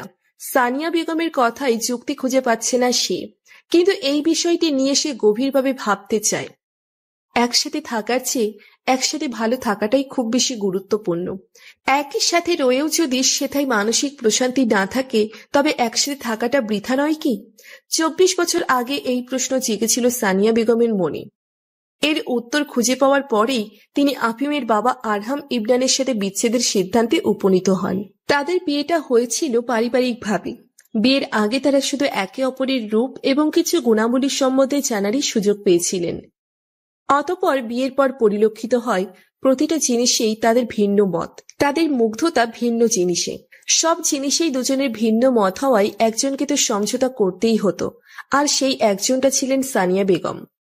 নিজের ইচ্ছে, চাওয়া পাওয়া সবকিছু নিজের মাঝে চেপে তিনি আরহাম সাহেবের ইচ্ছেকেই প্রাধান্য দিয়েছিলেন। হয়তো এটিই তার সবচেয়ে বড় ভুল ছিল। একটি সম্পর্কে যখন সবসময় একতরফা সমঝোতা হয় তখন সমঝোতা করা মানুষটির অনুভূতির মৃত্যু ঘটে। সে মানুষটি কখনোই সেই সম্পর্কে থেকে খুশি থাকতে পারে না, আর যে মানুষটি নিজেই খুশি নয় সে অন্যকে কিভাবে খুশি রাখবে? আরহাম সাহেব স্ত্রী হিসেবে যেরূপ নারী চেয়েছিলেন তেমনটি তো মোটেও ছিলেন না সানিয়া বেগম, তাই মনের দিক দিয়ে সেও এই সম্পর্কে সুখে ছিলেন না। এর মানে এমনটি মোটেও নয় যে তিনি সানিয়া বেগমের সাথে কোনো খারাপ ব্যবহার করতেন বা সানিয়া বেগমকে স্ত্রী হিসেবে যোগ্য মূল্য বা সম্মান করেননি। আফিমের বয়স যখন 10 তখন সানিয়া বেগম একটি কঠিন সিদ্ধান্ত নেন। একটাই তো জীবন, একই সমঝোতা বা বিনা সুখ প্রশান্তিতে কাটিয়ে দেওয়াটা বোকামি মাত্র। তাই তিনি আরহাম সাহেবকে তালাকের প্রস্তাব দেন। এই প্রস্তাবে আরহাম সাহেব প্রথমে অবাক হলেও পরে সম্মতি দেন। অতঃপর নিজের বিদেশ যাওয়ার ইচ্ছেতে বিদেশ গমন করেন। তার 2 বছর পর আরহাম সাহেব তার মাকে জানান তিনি ওখানের এক বাংলাদেশি মেয়েকে পছন্দ করেছেন এবং বিয়ে করতে চান। সানিয়া বেগম এবং আরহাম সাহেবের মাঝে পার্থক্য এতটুকুই যে আরহাম সাহেব তার নতুন জীবনসঙ্গীর মাঝে সুখ খুঁজে নিয়েছেন এবং সানিয়া বেগম সুখ খুঁজে নিয়েছেন নিজের পুত্রের মাঝে। সানিয়া বেগম আফিমকে শিখিয়েছেন সৎ মাকেও সম্মান করতে এবং নিজের সৎ বোনকেও আদর করতে। সানিয়া বেগম কখনোই আফিমের কাছে এসব বিষয়ের জটিলতা উপস্থাপন করেননি, বরং এই সকল বিষয় তিনি যথেষ্ট চতুরতা এবং বুদ্ধিমত্তার সাথে আফিমের কাছে সহজ এবং স্বাভাবিক বিষয় হিসেবেই উপস্থাপন করেছেন। সেই সাথে তিনি কখনোই আফিমকে নিজের কষ্টের প্রত্যক্ষদর্শী করেন নাই, বরং আফিমের মনে তার পিতার প্রতি সম্মানটা যেন বজায় থাকে সেই বিষয়টির প্রতি লক্ষ্য রেখেছেন। এসবের একটিই কারণ, তাহলে সানিয়া বেগম কখনোই চাননি তার ছেলে কোনোভাবে কষ্ট পাক বা তার ছেলের মনে এসব বিষয় কোনোভাবে দাগ কাটুক। মায়ের কষ্ট কোনো সন্তানই সহ্য করতে পারে না, তাই হয়তো আফিমের তার পিতার প্রতি ক্ষোভ বা বিরূপ ধারণা তৈরি হতো, যা একটি শিশু মনের উপর খারাপ প্রভাব ফেলে। আফিমের মায়ের বুদ্ধিমত্তা এবং সচেতনতার জন্যেই আফিমের শৈশবে তার পিতামাতার আলাদা হওয়ায় তেমন গাঢ় এবং বাজে প্রভাব পড়েনি, এবং সেই সাথে আফিমের এসব বিষয় মেনে নিতে তেমন কষ্টও হয়নি। আফিম যেমন তার সৎমা ও বোনকে ভালো জানে, ঠিক তেমনই তার সৎমা বোনও তাকে যথেষ্ট ভালো জানে। তাদের সবার মাঝেই একটা ভালো সম্পর্ক বিদ্যমান। সেই সাথে সম্পত্তি নিয়েও কোনো ভেজাল নেই, কারণ আরহাম সাহেব তার বাংলাদেশের কোম্পানি আফিমের নামে করে দিয়েছেন এবং ইউএসএতে তার চলমান ব্যবসার উত্তরাধিকারী তার কন্যা সন্তান। আফিমের অফিসে গুরুত্বপূর্ণ মিটিং থাকায় সে বলতে গেলে সারাদিনই ব্যস্ততায় কাটায়। যেখানে সন্ধ্যেতেই বাড়ি ফিরে সে সেখানে আজ রাত 8টা বাজার পর বাড়ি ফিরেছে। গোসল সেরে নিচে আসতেই আফিমের মনে পড়ে আজ নাফিয়ার নিচের বাড়িতে যাওয়ার কথা ছিল। মনে হতেই আফিম দ্রুত দাদির রুমের দিকে অগ্রসর হয়। কেমন যেন ভয় লাগছে তার। নাফিয়াকে শেষ একটিবারের জন্য হলেও সে দেখতে চায়, না হলে আগামী 4-5 দিনের এই দূরত্ব যেন তার জন্য অসহনীয় হয়ে উঠবে। তড়িৎ গতিতে দাদির কক্ষে প্রবেশ করতেই এক শীতল বাতাস এসে ছুঁয়ে যায় আফিমের হৃদয়টাকে, মুহূর্তেই শান্ত করে দেয়। বিছানায় দাদির পিছনে বসে দাদির মাথায় তেল দিতে দিতে গল্প করছে নাফিয়া। অর্থাৎ নাফিয়া এখনো চায়নি। আফিম শীতল চাহনিতে তাকিয়ে রয় তার দিকে। হঠাৎ আফিমকে দেখে চমকে যায় নাফিয়া। সেই সাথে আফিমের চাহনিতে কেমন যেন একটু লজ্জাও লাগে তার। সে নীরবে দাদির পেছন থেকে উঠে দাঁড়িয়ে আফিমের দিকে অগ্রসর হয়। নাফিয়া উঠতেই চোখ খুলে তাকান দাদি। দেখেন তার পোতা এসেছে, কিন্তু নাফিয়াকে আফিমের দিকে এগিয়ে যেতে দেখে সে আর কিছু বলেন না। নাফিয়া আফিমের একটু কাছে গিয়ে বলে ওঠে, আফিম, আপনি কি আমায় একটু আমার বাড়ি পর্যন্ত পৌঁছে দিবেন? আসলে আমি নিজে যেতে পারতাম, কিন্তু এখন তো রাত হয়ে গিয়েছে। এতটুকু বলে একটু থেমে সে আবারও বলে ওঠে, বিকেলেও যেতে পারতাম, কিন্তু ভাবলাম আজকের দিনটা শেষ করেই যাই। নাফিয়ার কথায় একটা চোরামো ভাব বেশ ভালোভাবেই বুঝতে পারছে আফিম। নাফিয়া যে তার সাথে দেখা না করে যেতে চায়নি বলেই রাত অব্দি অপেক্ষা করেছে তা বেশ বুঝতে পারছে আফিম। সে ঠোঁটে বাঁকা হাসি ফুটিয়ে বলে ওঠে, ইয়া শিওর মিস শেখ। গাড়ির ড্রাইভিং সিটে বসে আছে আফিম, পাশের সিটেই নাফিয়া। আফিমের গাড়ি চালানোর গতি কিছুটা এমন যে, এই পথ যদি না শেষ হয় তবে কেমন হবে তুমি বলো তো। বিষয়টি নাফিয়ার বেশ ভালোই লাগছে। জানালা খোলা থাকায় ফুরফুরে বাতাস এসে ছুঁয়ে যাচ্ছে। সেই সাথে রাতের শহরে একা একাই গাড়িতে প্রিয় মানুষটির সাথে সময়টি উপভোগ করার মতো। আফিম গাড়ি চালানোর মাঝেই আর চোখে বেশ কবার দেখে নিয়েছে নাফিয়া। নাফিয়াও এর বিপরীত নয়, সেও লুকিয়ে লুকিয়ে কবার দেখে নিয়েছে আফিমকে। হঠাৎ নাফিয়ার কানে সঙ্গীতের শব্দ ভেসে আসে। এখন তো সময় ভালোবাসার, এ দুটি হৃদয় কাছে আসার, তুমি যে একা আমিও যে একা, লাগেছে ভালো ও প্রিয়। এই মুহূর্তের জন্যই যেন এই গানটি তৈরি করা হয়েছিল। এই মুহূর্তে এমন গানে নাফিয়ার বেশ ভালো লাগছে, যার বহিঃপ্রকাশ তার ঠোঁটে বিরাজমান। সে ঠোঁটে এক চিলতে হাসি নিয়েই আফিমের দিকে তাকায়। আফিমও একই সময় তাকায় নাফিয়ার দিকে। উভয়ের চোখাচোখি হতেই নাফিয়া খানিকটা লজ্জা পেয়ে জানালার বাইরে দৃষ্টি নিক্ষেপ করে, আর আফিম ঠোঁটে বাঁকা হাসি ফুটিয়ে ড্রাইভিং এ মনোনিবেশ করছে।